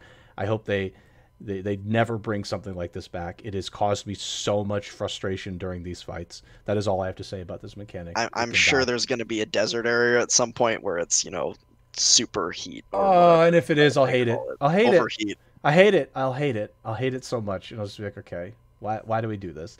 Like some of the other games too, like Breath of the Wild had this kind of thing where in order to go up the mountain, the hot mountain, I forgot what it was called. You had to have certain gear or you had to do certain things, but I don't know why, but it was less frustrating than this. I don't know what it is. It is like less frustrating somehow. So that's all I have to say about this new mechanic. Yeah, I'm literally the opposite. I hated it in Breath of the Wild, and I don't mind it in Genshin. It's so crazy because like I don't know what it is. I hate it in this. It's just so frustrating to deal with, especially in big fights. But I love the new area. New area is great. I love everything about it. It's been super cool exploring it. Okay, let's talk. Okay, the event. So the event in particular. I think I feel like I've said my piece. It's hard to like level up certain parts of the sword because it's a part of this event. And there's only like 7 more days left of it too. It ends in like a week. I was looking at the timer. It looked like it ended in 6 days. Yeah. And I'm like, I'm not going to finish this thing. I'm not going to be able to finish it. I am maxed out on the event up to this point. There's one more section that unlocks, I think tonight actually, or maybe That's tomorrow. crazy. The fourth and final section of it unlocks. I don't know if I've bought like I'm maxed out on the sword up to this point, and I've bought out all the event shops up to this point. So, but I played Genshin a lot last week once the update came out. Once I finished 13 Sentinels and the update came out, Genshin was my main game for a few days, I got it. especially like over the weekend. I played it a lot, so maybe. So and yeah, and also just to answer for Try, I'm behind partly because I wasn't playing Genshin as much last week, and that's when the event dropped, and the event really only lasts 14 days, I want to say. Yeah, so 2 weeks. So fact of the matter is, I'm basically 4 to 5 days behind, and because I haven't really fully explored this area, like I've explored a good portion of it yesterday, but I'm not fully explored at all. Like I'm still going through it, and again, it's because I like doing the battle pass stuff. I like doing other things to level up characters. Like I wasn't fully in on the event until a couple days ago, so that's why I'm so far behind. Yeah, because autoplay's so suboptimally. I do play suboptimally. Absolutely do. I plan on leveling up Amber as well. There will be a day when I will use her more often. Good. Yeah. Good luck. She's so. I hope so they. bad. Zhongli's gonna get a buff again. I think he's gonna get buffed again. Yeah, they're supposedly gonna buff Zhongli again. Just like, oh my god. Everyone has been asking them for them to buff Amber because I think on the tier list she's the worst character. She's the she's the only D tier character. Like Traveler and Lisa are like C tier, Amber's D tier, and then I don't know what the tier list is for Genshin. Oh, here's one. There's some characters in here. There's some characters in here I use quite a bit. Oh yeah. So Zhongli is currently because Jean and Kaching are not S tier. But there's like, Bennett's S tier on this one. I'm looking at a tier list, and yeah, Amber is the only D tier. Yep. Sub DPS is what it says. Just like Amber, bad DPS. Amber's D tier. C tier is kind of who you expect. All the free characters: Kaya, Lisa, Noelle, and Traveler. Right. B tier they have Barbara, Bado, or Beidou. I don't know how to pronounce her name. Chongyun, Sucrose, and Xinyan. Mm-hmm. A tier, Diona, Official, Jean, Kaching, Ningguang, Razor, Zhongling, and Zhongli. And I didn't know Bennett was this good. I just refuse to use him. I just hate how he looks. He's such a tool. He does look ridiculous. Anyways, I like the event. I don't like it as much as the No, Kaching isn't S tier. No, she's not. She's not S tier. I think she's really good, but like I think they're just better DPSs. Yeah. The one thing I like about this event, by the way, as opposed to the other ones they've done in the past, is it doesn't cost frickin' resin to open the chests in the event. Thank God. Yeah, like you don't have to spend your resin on the event. You can spend your resin doing the other things that you usually want to do to level up your characters. And exactly. Do the 3 super bosses that exist for once a week. Right. Yeah. So I'm glad it doesn't cost resin, and you can just spam it. If you wanted. So you could, since it doesn't cost resin, if you just had a day where you had time, you can just go in and just grind all the segments of the event and do them all at once. Right. When you have time to do it, since it's not gated by resin, which is really nice. The quest has not been as interesting as the official event, which is the one that was most comparable to this one, because that was like a big long quest chain, and then like this one is. Albedo's fine, and there's definitely something about him that he's not telling us. I think maybe I'm not sure how far along you are on the quest line. I am. I think I finished the quest line. Okay, but I think he definitely has some connection to the mountain or the dragon. Oh, he 100% does. He 100% does. That he's not telling us, that maybe we'll find out about in the event or at the end of the event or something like that. But yeah, I mean, he's not. But yeah, most of the event is just like, hey, there's this sword, and we need you to use it and see what it does. Which again, you're just like, this sword looks so ominous. Why are we using this again? Use this big evil-looking sword. Use the evil sword. It's like, really? Why? Why am I using evil sword? So yeah, the quest chain is. I think it's been pretty average as far as Genshin Genshin goes. There's been a few that I really liked, but most of them are kind of just whatever. Sure. The official one was kind of fun. I like the official stuff. Yeah. Just because official was just kind of funny. But that one, I don't know. Some of the quests were a little draggy for me in that one, like because part of it with official is she was very wordy, and sometimes like official, can you just shut up? Like stop talking. We're trying to move the conversation along, official. Thanks. Yeah. But anyways, yeah, I think it's a solid event. The rewards have been good. Yeah, they have been good. Quite a lot of primo gems. Each segment of the event you can earn like 180 primo gems for those goals that they have on the event. There's 6 and you get 30 each plus some mora. So yeah, I think it's been a solid event. I'm glad that it doesn't cost resin to farm the event. Yeah, that would be so annoying. Just be so frustrating if we had to use resin on it. Like some other stuff they required resin, so that's definitely a positive that they just, thank God they took that away. Yeah, I don't know. That's all I have to say. Like I'm behind on it just because I started late. At some point, I'm sure I'll get finish up on it. I was planning on playing later, but we'll see. Anyway, I guess we can sort of mention we were going to mention this, but I don't know how long you want to talk about it for. This is not Genshin related, by the way, so I don't know if you wanted to add anything else. Genshin talk is over. Okay, if you wanted to add anything, you're more than welcome to. No. But so this week, during the weekend, is AGDQ, and it's the online one again. I didn't know if you wanted to add anything regarding this particular topic, just sort of to say that it's happening this weekend. I know that, like, for example, I think a couple of people who are a bit more ingrained in here than me were like didn't even remember or know that this was going to happen this weekend. I didn't watch the last one too much, the online one, but it seemed like there was obviously some tech issues, but it didn't seem like it was it disastrous? I mean, I don't know if it was disastrous, but it seemed like there definitely were tech issues. Expect tech issues here. Also, I don't know how much money they raised on the last one.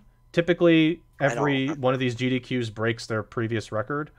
I would say for the most part. But it seemed like it was fine. I didn't hear anything about it. So if anybody is interested in watching again, it'll be starting on Sunday in the morning.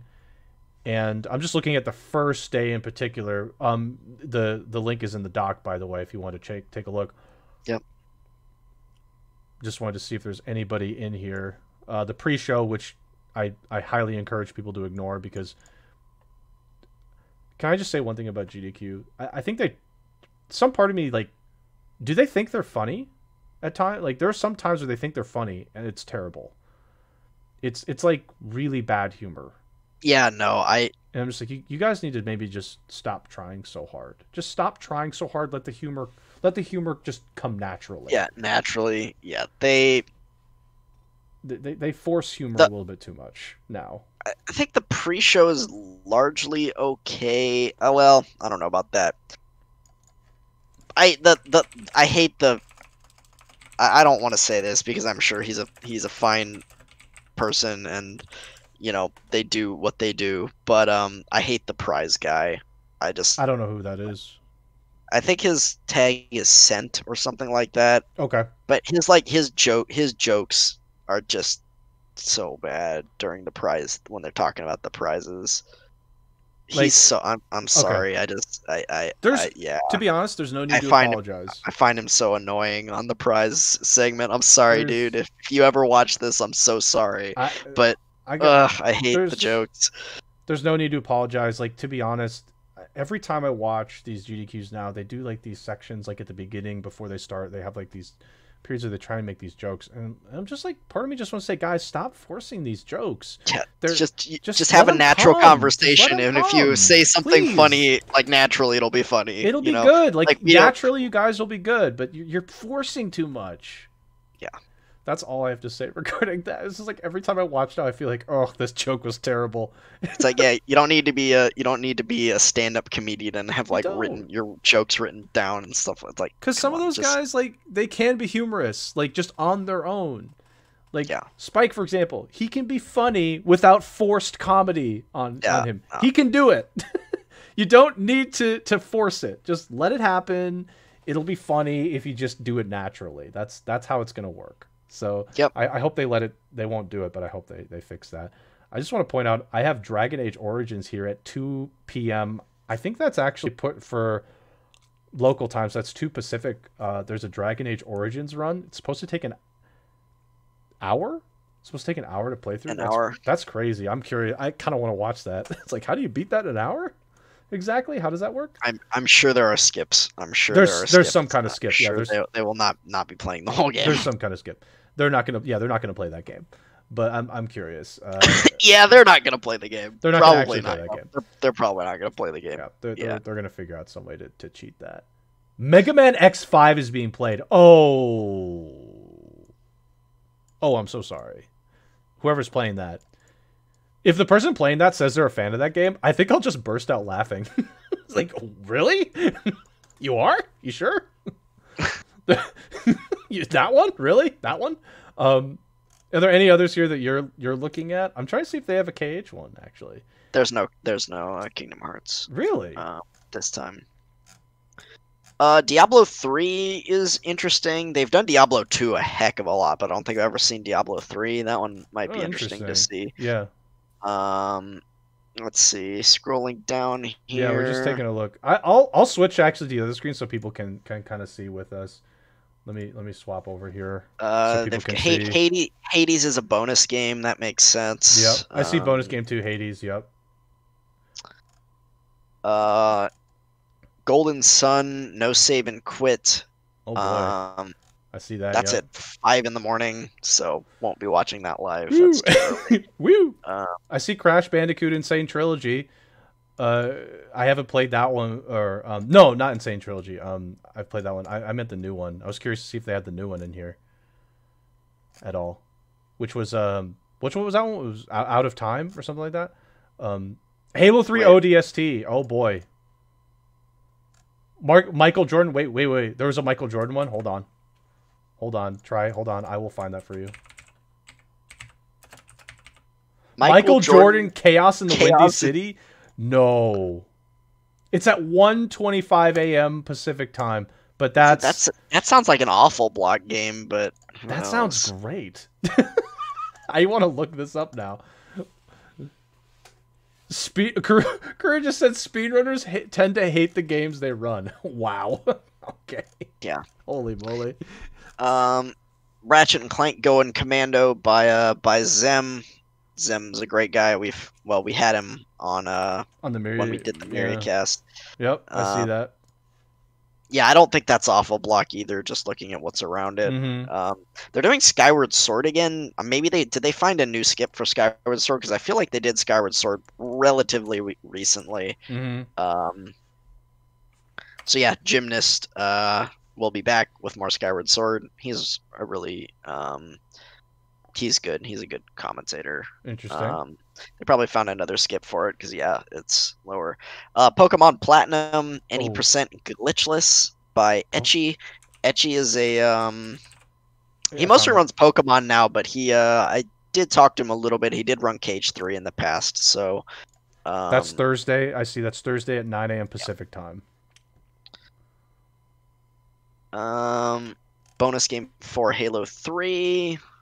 Oh, Star Wars Jedi Fallen Order. Yeah, I see that. 6:43 on right here on Thursday again. Yep. So yeah, that one could be interesting. It's a 2 yeah, hour. this is not a bad schedule. Like just looking through it. Final Fantasy 7, Yakuza 6, SM. Okay, your Luigi's typical. Mansion. We're just Warcraft 3, Reign of Chaos. Interesting. Okay, Warcraft 3. Yeah. Night Elf 1. Yakuza 6, The Song of Life. Scooby-Doo, Night of 100 Frights. There we go. We've got it. So yeah, I mean, GDQ's always fun. It's usually one of those things where there's not that much I'm particularly interested in watching, but it's a nice thing to have on in the background if you're ever bored for a bit and just throw it up, watch a bit. Absolutely. Always a good time. always nice when GDQ comes around. Yeah, no, definitely. I think I hope that for regardless of the kinds of things that happen and people talk about, specifically the scoops. The I mean, scoops. they're raising money for charity. Like Yep. ultimately, we do want them to succeed in that regard. So if you're interested in watching some of those runs, we had a schedule for it on our doc. I figured maybe it's a good idea to post it here too. So if you're curious about looking through the schedule, feel free. So at this point in time, unless you had anything else to add about GDQ, Nope.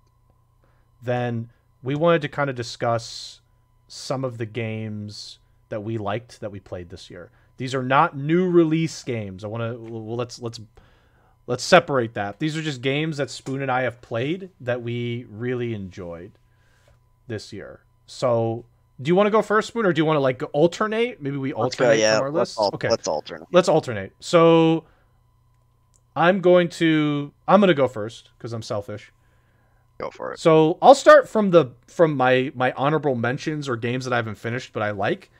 So I literally picked this from your list and I totally forgot about it and I feel so sad forgetting about it. Yeah, I actually forgot about it too, and then I saw it sitting on top of my PS4. I was like, oh yeah, I played that this year. That was pretty fun. So the game I'm talking about is Soccer Wars. And Soccer Wars I saw was on your honorable mentions too, and I'm stealing it because this game was really entertaining for me. This was an entertaining game. I had a lot of fun with it.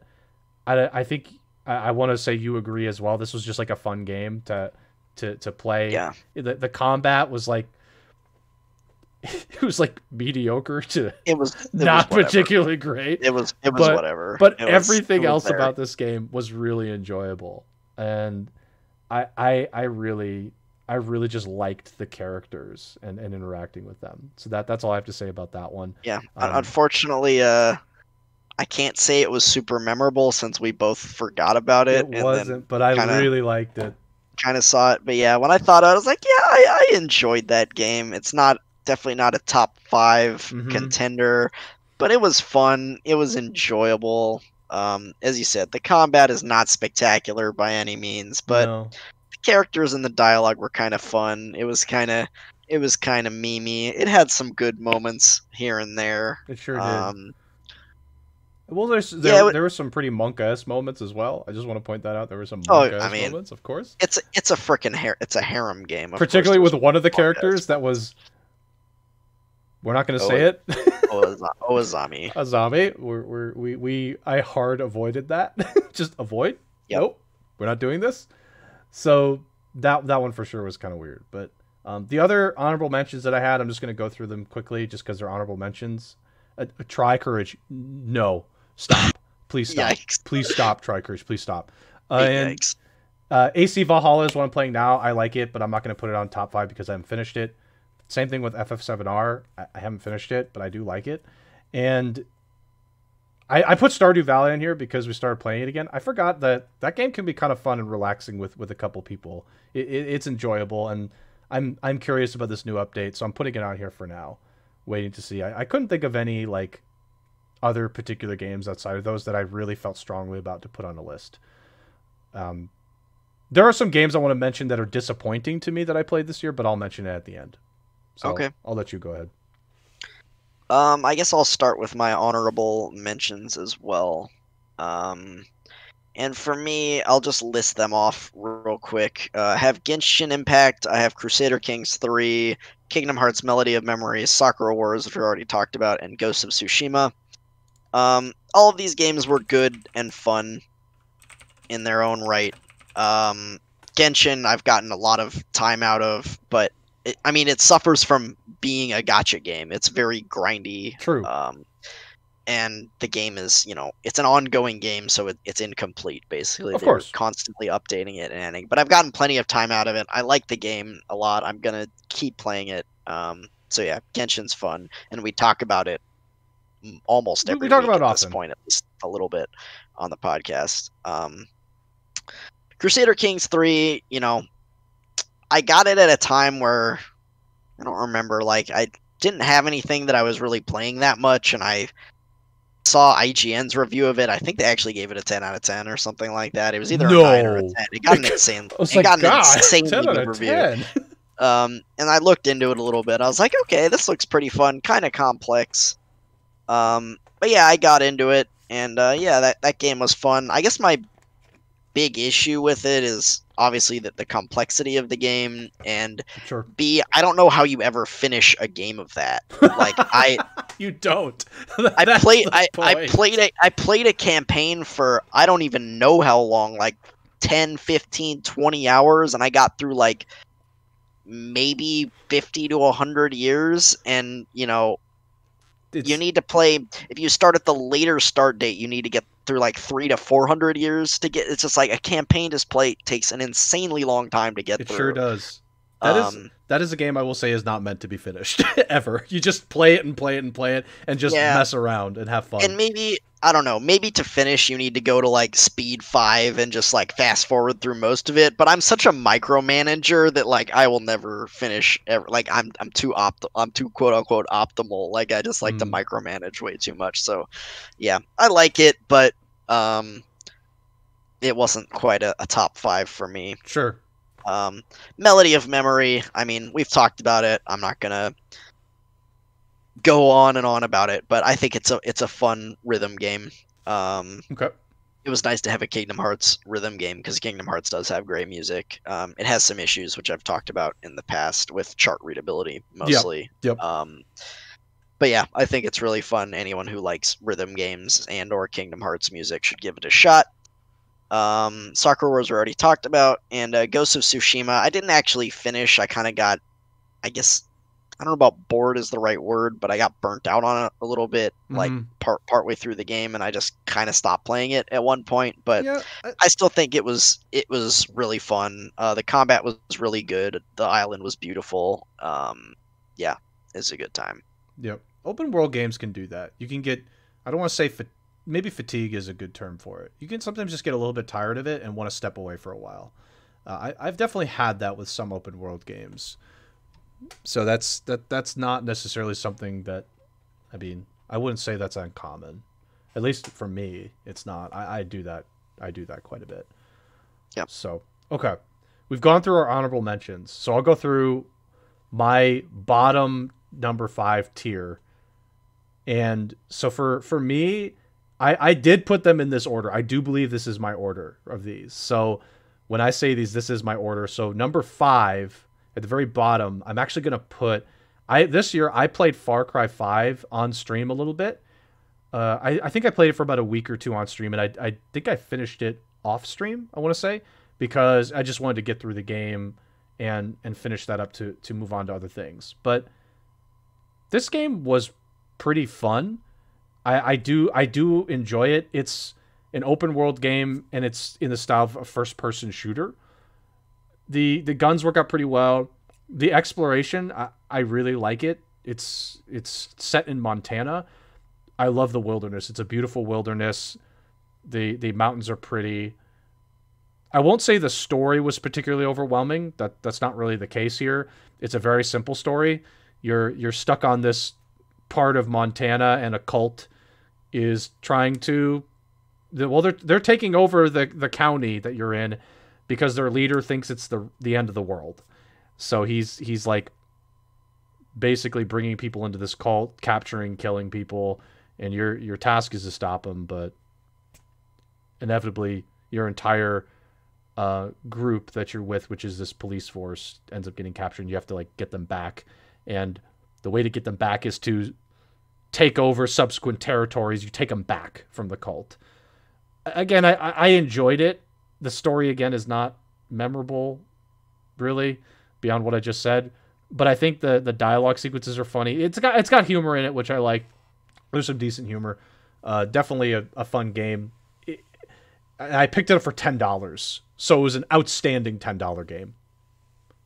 If it's on sale now, or if you could ever get this game for like $10 or close to that, it's and if you like any open world games and you're moderately interested in shooting games, this might be a good one to pick up.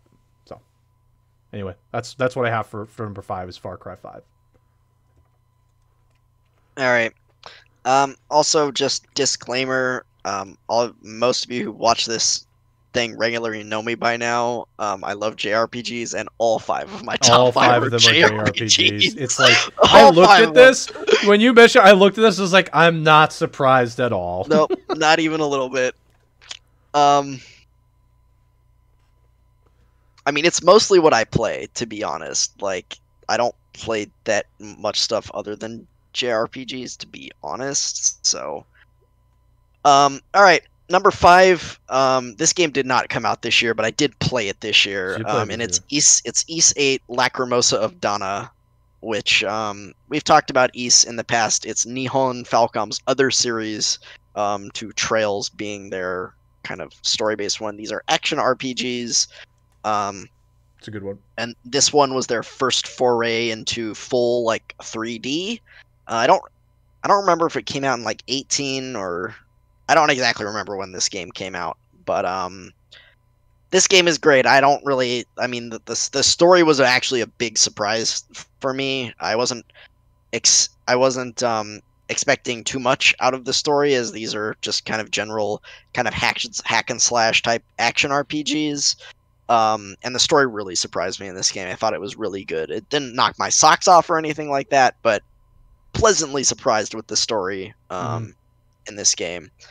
Yeah, you have you're kind of stranded on an island, and you just explore the island. You're looking for survivors. You're looking for resources to try and get off the island, and yeah, eventually you kind of uncover this whole thing with this like ancient civilization, and this character named Dana, and these dinosaurs they call primordials that are kind of like invading and taking over the island, and you have to deal with all of this. But a really fun game, again, if you're looking for a kind of just fun action RPG.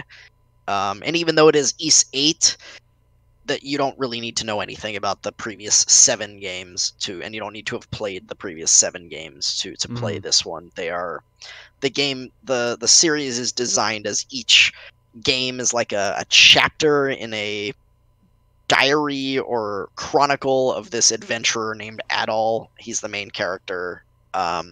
So each game is kind of its own thing. They are interconnected in some ways where you can kind of order like have the order of when the adventures happen, but other than that, the connections aren't relevant within each games. Occasionally there will be a character that shows up again in a like this game I think has like 1 or 2 characters who are cameos, and there's a couple of characters that are from like all the games, like the main character and his stout follower Dogi. Oh my gosh, Dogi nuke.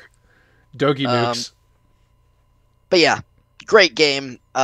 It's I'm sure it's on sale on Steam right now. I don't know how much it is, but I highly recommend it. Definitely give Ys 8 a shot. It's a good game. Yeah, it's a good game. It's very fun. So, number 4. This is number 4 for me. You mentioned it in honorable mentions, so I don't want to go into detail. But I thought Crusader Kings was a wonderful game, to the point where it was like one of the better strategy games I've ever played. It's so enjoyable. This like sim game. They added an update. I didn't get to play it. I haven't played the game. I want to play it again at some point soon, where you get to create your own leader, and you get to supplant a leader in a different kingdom, and that's your leader. This game is so. There's so much to this game. Yeah, at first you play it once you play it a couple times, it becomes far easier to understand the main components of it. At first you're overwhelmed, but I will say after a couple playthroughs, it starts to feel obviously more intuitive, and that's definitely something you want in a game. It's something where picking up and playing it the first time is the challenge, but once you overcome that learning curve, it becomes like a far more interesting game of, okay, can I plan my next couple steps, and what does that look like? I think this is a game that if you're like a type of, we'll say if you're the type that enjoys a game like chess, this has some qualities that can feel you're playing a chess game with your territory. You can start off anywhere on the map in Europe, or I think I would say maybe Western Asia. You can start in Africa and Northern Africa. There is some really cool stuff happening in this game, and there's a lot of customization with how you can play it. This game was really fun for me. So if you're anywhere interested in like a strategy, just macro heavy but with some micro involved game, a game where you just like play it and you never stop playing it because it takes so long to finish one particular playthrough, you just keep playing it. This game is really fun. There's a lot to it, and I loved it. So that's all I'll say about it.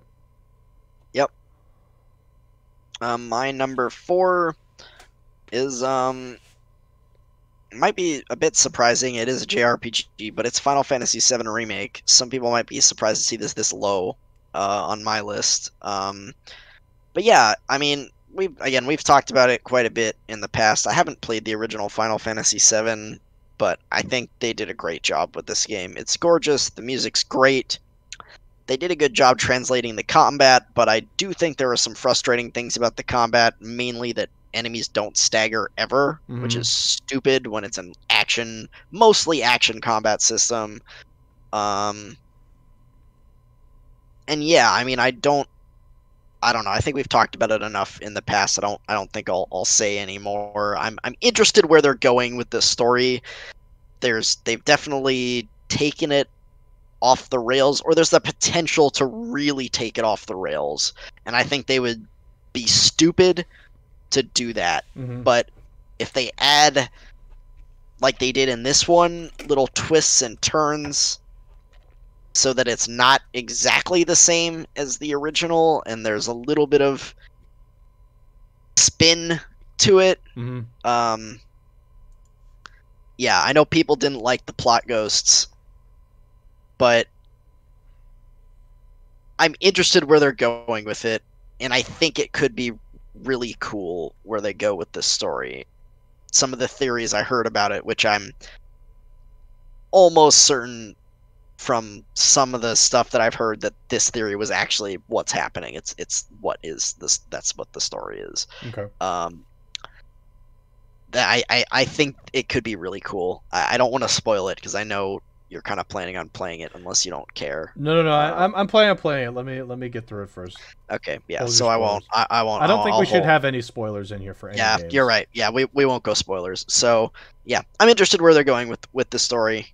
So yeah, we'll see. I think it's definitely worth playing. It was a lot of fun.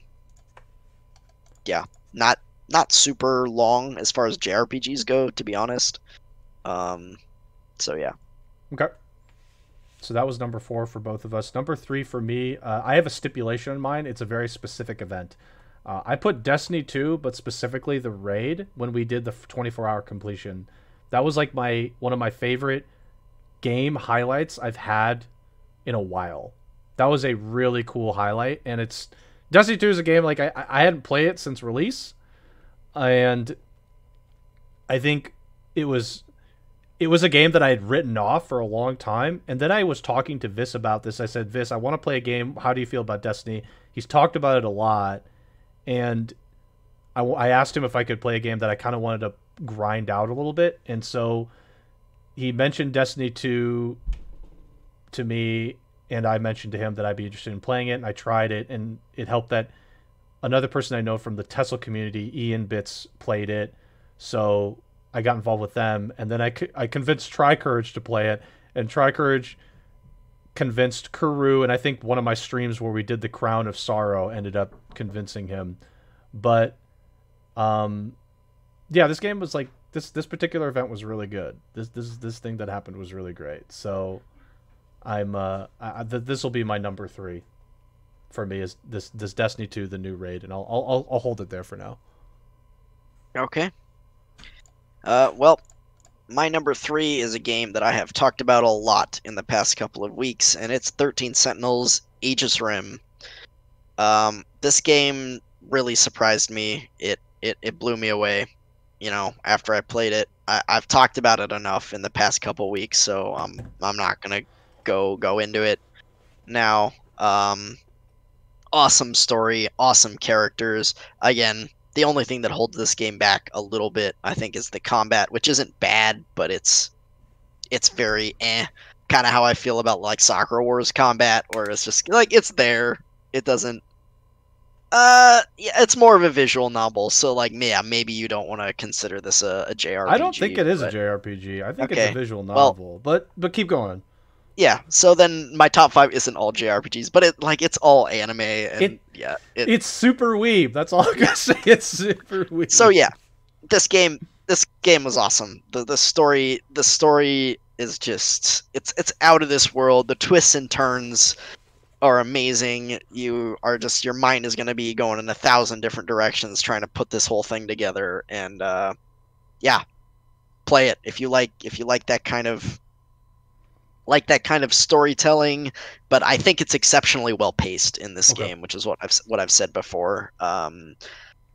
Please give it a shot. I know like Try and Brea are planning on playing it after hearing me talk about it and watching my stream of it at least some. So yeah, give 13 Sentinels a shot. I know it probably didn't sell very well, and I feel bad because it's a borderline It got masterpiece. nominated for an award at the Game Awards. It did, and I hope that got it some press, Some exposure, but some exposure and some press. That's one of the things that got me to actually play it. Is like I saw it nominated for best narrative, and I watched some YouTube videos, and like Ko I think actually played through the whole game as well, and I was like, oh, okay, there's something here. This was a game that we had talked about briefly back in September when it came out, and I had mentioned it offhand, and it was one of those things where like, yeah, I'll come back to it at some point. And then yeah, no, it's great. Okay. Yeah. Good stuff. Now we're on number 2. I'm worried about saying this one. I'm already sensing that somebody's blood pressure may increase. Yeah, no, definitely. I may get yelled at for this. Yeah, and I'm ready for it. I'm ready to be yelled at. This game will definitely I will get a baby rage on this. And I'm prepared for it. Recall that I said Destiny 2 was number 3. I put Genshin Impact as my number 2. I've put a lot of hours into this game. I really like exploring this game. I think it is a fun game to play. I'm really enjoying my time with it. I really am serious. I do like it more than playing Destiny. I am being honest. So this game is definitely my number 2. It's not number 1. My number 1 is actually a game I played probably early this year that I don't think anybody would remember I played early this year. And yeah, I think this game, Genshin Impact's fun. Yeah, the gacha stuff kind of sucks, but yeah, I enjoy it. I love putting my time into this game. I put maybe like 30 minutes to an hour almost every day. Not every day, but almost every day. This is fun. Oh, I should have said Fortnite. I screwed up. Fortnite. I should have said number 1 Fortnite. I should have said I've never played it, but number 1 I is played Fortnite. one game of it and it's already number Fortnite. 1. Yeah. I should have done that. I should have done that. Oh man, I'm such a fool. But yeah, I think Genshin Impact is really fun. Again, the gacha sucks. Like I know for example with Ghost, like it's frustrating when gacha doesn't, go your way because the probability of getting good characters and the characters you want is really low. But the game itself, I like exploring it. I like the design of these characters. The character designs I think are really fun. Some of them are great. That was one thing that I was worried about when Genshin Impact came out. I was like, why aren't they crossing over with other, products with well-known characters, and they're just doing their own character designs, and now their character designs are great. They're good. I like them. So I think this game for me, I think it deserves to be number 2. I think the only issue it has is the gacha stuff. Outside of the gacha stuff, I mean, obviously there are other minor things too, like the sheer cold mechanic being the worst. Then this game is fun. I still really like it. So okay, yeah, Sweet, go ahead. I don't think anyone's gonna be surprised with my top 2, to be honest. Number 2 is Persona 5 Royal. It's a re-release, I suppose, expansion version of Persona 5, which came out 3 years ago, and I think that's the only reason that it's not number 1, because it's kind of the same game. They added a lot. They added a decent amount of new stuff, But yeah, it's mostly the same game. Mm. But I mean, it's a super long game. It took me 125 hours to beat Royal. It's Persona 5. A lot of people love it. It's the characters are great. The story's pretty good. The new arc is actually really good, and the new characters are really good too. And they made a lot of really nice quality of life improvements to the gameplay. So yeah, I didn't think Persona 5 was already an amazing game, and I played it again this year, and I remembered how amazing of a game it was, and I was surprised that they could make such an amazing game like this much better with a re-release so close to it. So I thought I liked the game enough that I was like, okay, I'm gonna buy it. Basically buy the same game a second time, and I thought I was gonna at some point be like, that wasn't really worth it, but it's fine because it's P5 and I love it that much. No, P5 Royal is, in my opinion, genuinely worth paying another like $60 to play the game again. Okay. So yeah, P5R, amazing. That's all I have to say. Got it. My number one, no one's prepared for. My number one is it's a game that I really do enjoy. It was really fun for me. It kind of reinvigorated my interest, and it's me defeating Kuru in all of our Pokemon challenges. I beat him in every single one. He never defeated me. I was the outstanding Pokemon Rando champion, and I distinctly recall he saying that I was amazing. But seriously, my number one game is AC Odyssey. I freaking love that game. AC Odyssey actually reinvigorated my interest in the series. I didn't like Origins that much because of the crafting system. I thought Origins put way too much effort into making people want to go get crafting all the time. That was so annoying. So I wasn't 100% sure how I would feel about Odyssey. I had seen some stuff about it, and I ended up getting the game for Xbox One, and I had held on to it for a while, and I ended up deciding to play it this year, and it was a really good game. I really did enjoy it. I mean, we got some emotes out of it, met some new people from it. It was really, really great. The narrative in the game I actually thought it was above average, and that's saying something.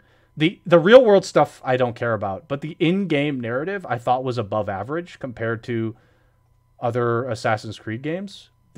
I really liked Cassandra, the character that was meant to be the main character, but Ubisoft was sexist at the time. And this game was really great. This does have some minor issues involving enemies being a bit too spongy, but this game has some good qualities. Like, you could use stealth in this game. I didn't always do it, but you could use stealth in this game. The reason why I don't think Valhalla would make this list for me is because over Odyssey is Valhalla doesn't feel like a good stealthy game. It feels like stealth in Valhalla is bad. Whereas in this game, in Odyssey, stealth felt like a really strong strategy. It's a tactic you could go with and it would work out well. So yeah, Odyssey is my number one. This game is really fun. This is one of the better Assassin's Creed games I've played, and that is saying something because my number 1 and 2 are probably AC2 and Black Flag. This one might be better than Black Flag for me. So anyway, that's my number 1, and I'm glad I got some people with my Pokemon thing.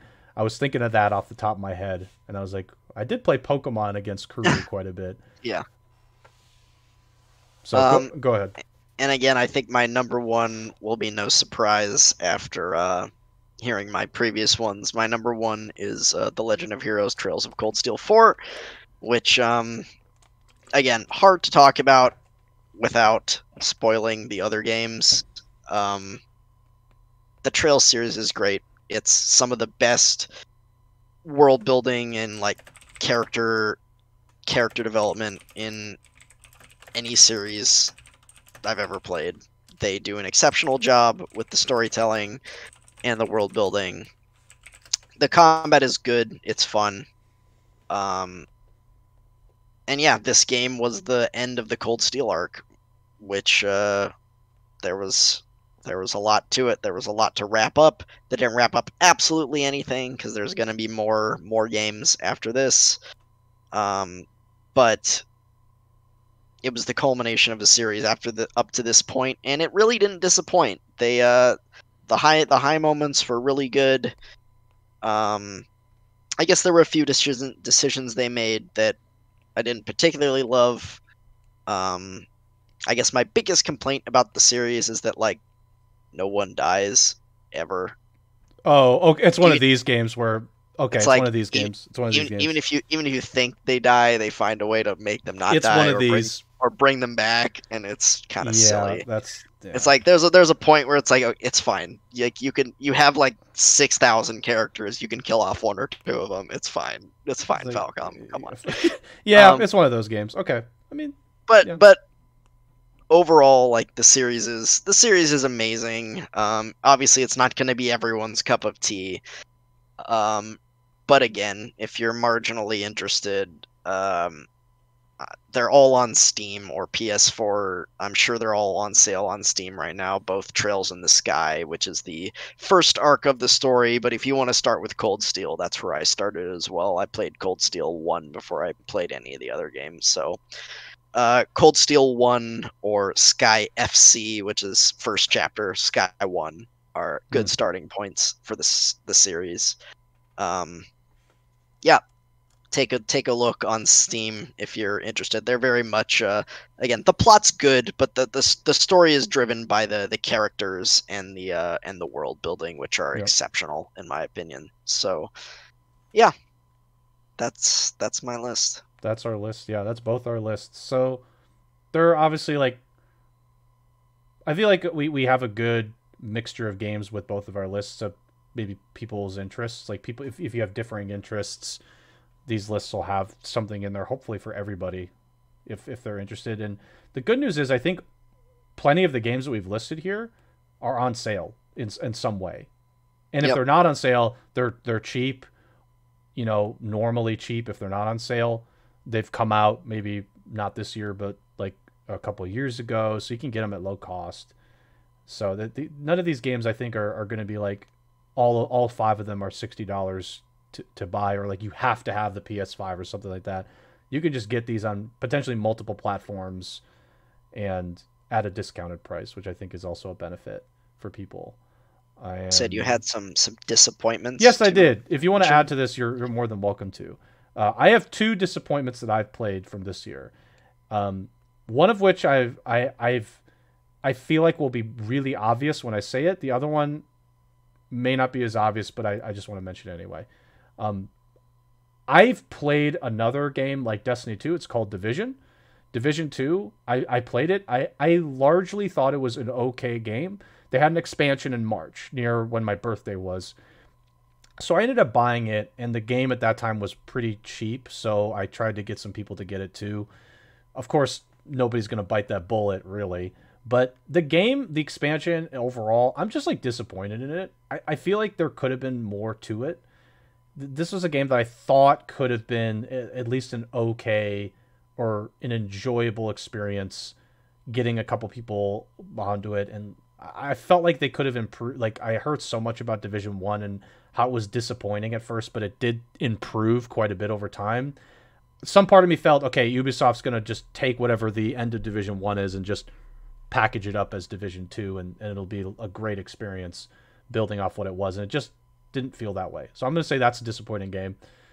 I would still play it. Like, I'd still think it's okay, but like, if you're going to compare it to something like Destiny 2, Destiny 2 is obviously the better game.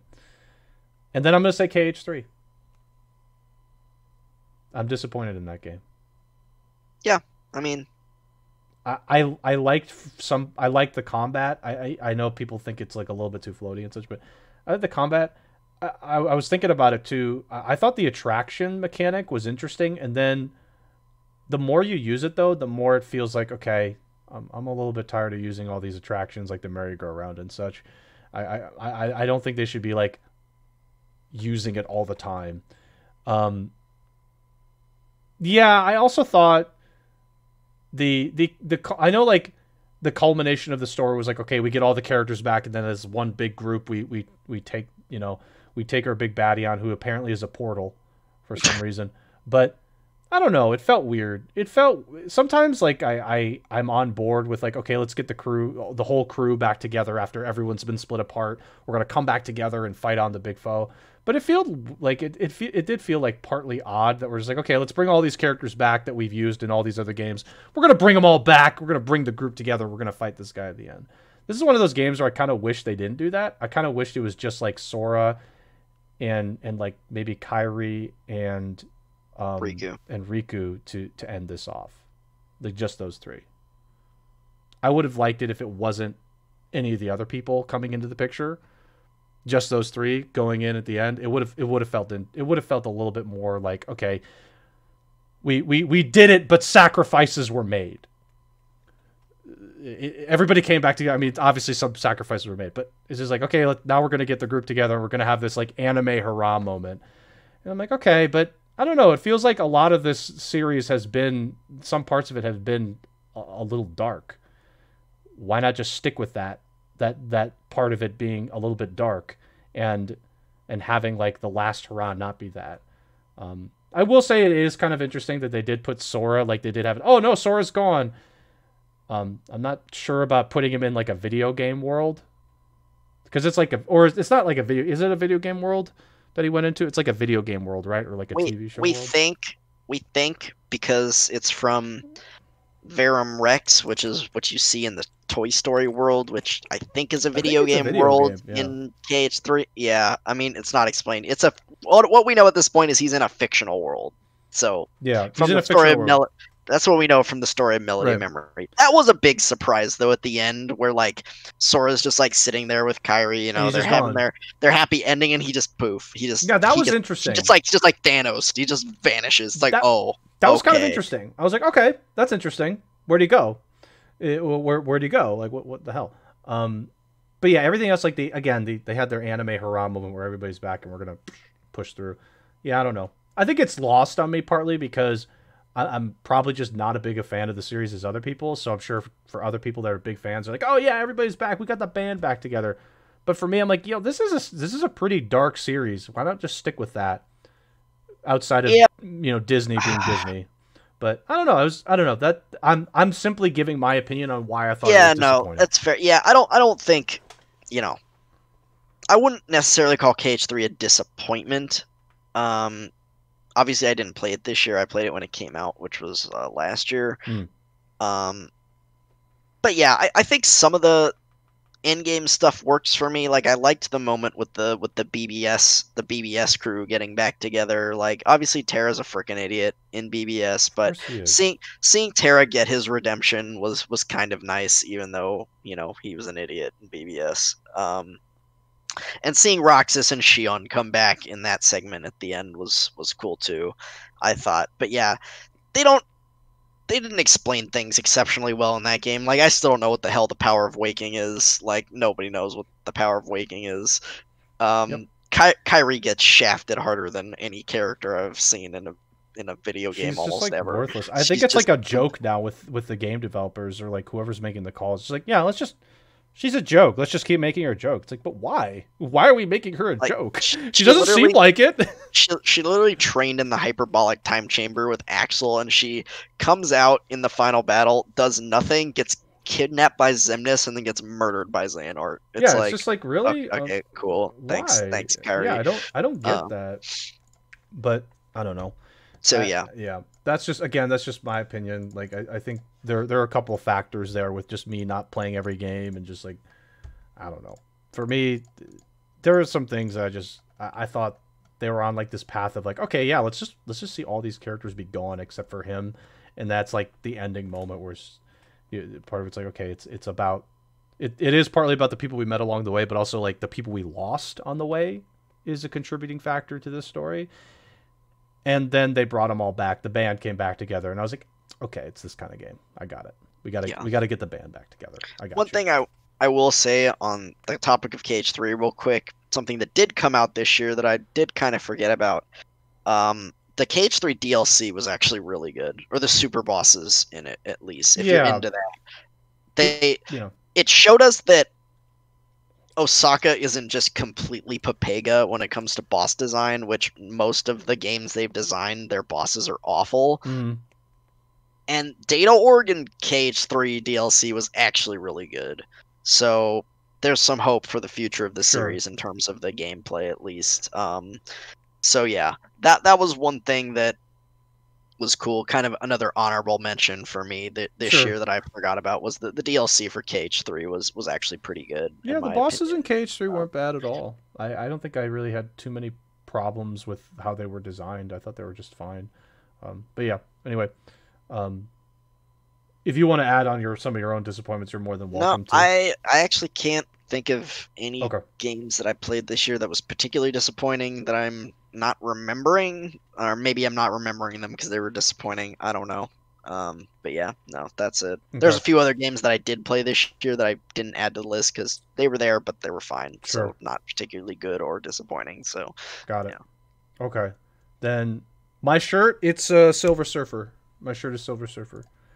A character that pre-MCU Marvel really did dirty. They really did him dirty. That's all I'm going to say about that. I did want to make one more promise before we go. I mentioned I made a video. It's a terrible gosh. video. It's an awful video. I just want everyone to know that it's not a good video. But there's some music in it. I think the music is not like, we're not going to get into any trouble with it. I'm just going to play it. It's a minute long. I hope all of you have strong stomachs. Oh yeah, there it is. Look at that. This is the Snipes one. Oh, cool. Look at that guy. Oh, look at that shot. That's a god gamer. Oh my god, and look at the transition there.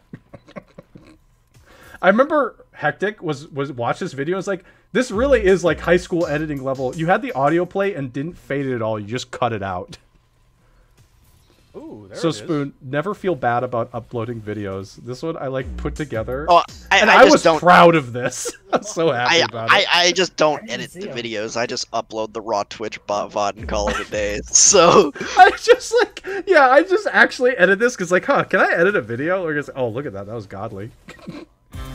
Oh, I forgot. That was a joke one. I added that. That was a joke. okay, you missed. That was a joke. Like, That was a joke edition. I added that as a joke. I remember that. There you go. I made that promise. I promised I would show that. There you go. So Spoon, feel free to put your video up there if you want to, dude. But I just want you to know that my editing skills are real good. top tier, dude. That was top tier.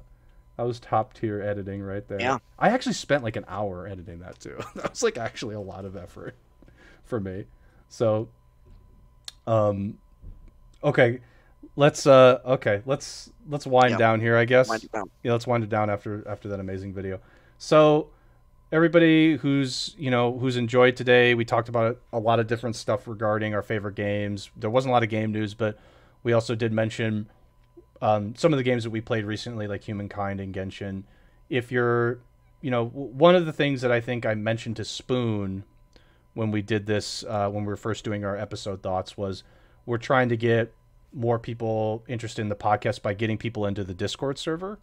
So if you have some people that are, maybe remotely interested or remember us from the Myriad casts and such, and want to bring them into the community so that they can, maybe check out our movie nights and such, feel free to send an invite over.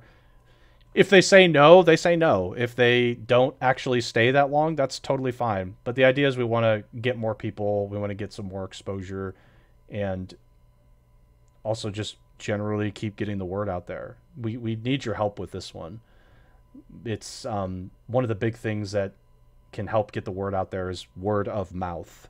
It's a very powerful marketing tool that happens to cost nothing in most cases. So that would be extremely helpful. I know Spoon and I would really appreciate it. Last couple things. When we put out tweets and such for our streams that are coming up this weekend, feel free to retweet and like those.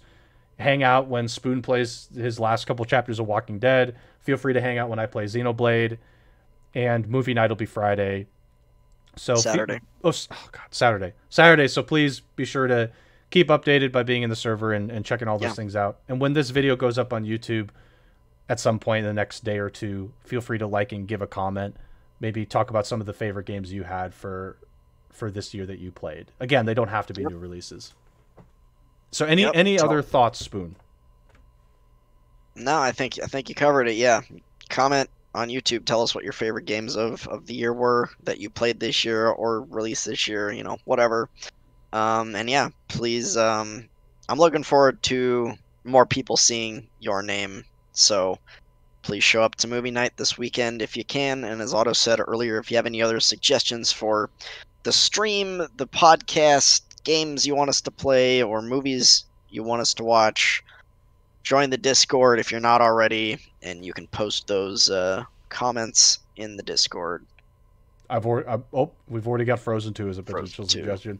Yeah. And to remind Try Courage, we have a Discord channel now for stream suggestions. Feel free to post in there whenever you want. That name may not stick for the channel name, but feel free to post stream suggestions should you have them. Obviously, we're welcome to hear what people's thoughts are. Try's stream suggestion is never talk about Genshin Impact ever. Is it really? No, is it really? Okay. No, I was about to say, man, that's rough. That was a meme. Yeah. Okay, guys. Thanks, everybody. Hopefully, we'll see you guys during one of our games that we play this week, whether it's Xenoblade or Walking Dead. And for those that are interested in the movie night, we'll hopefully see you Saturday. So thanks, everyone. Yep.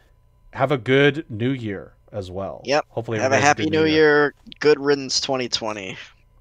Hopefully next year will be better. Hopefully. We'll see you guys maybe next year or tomorrow. Thanks.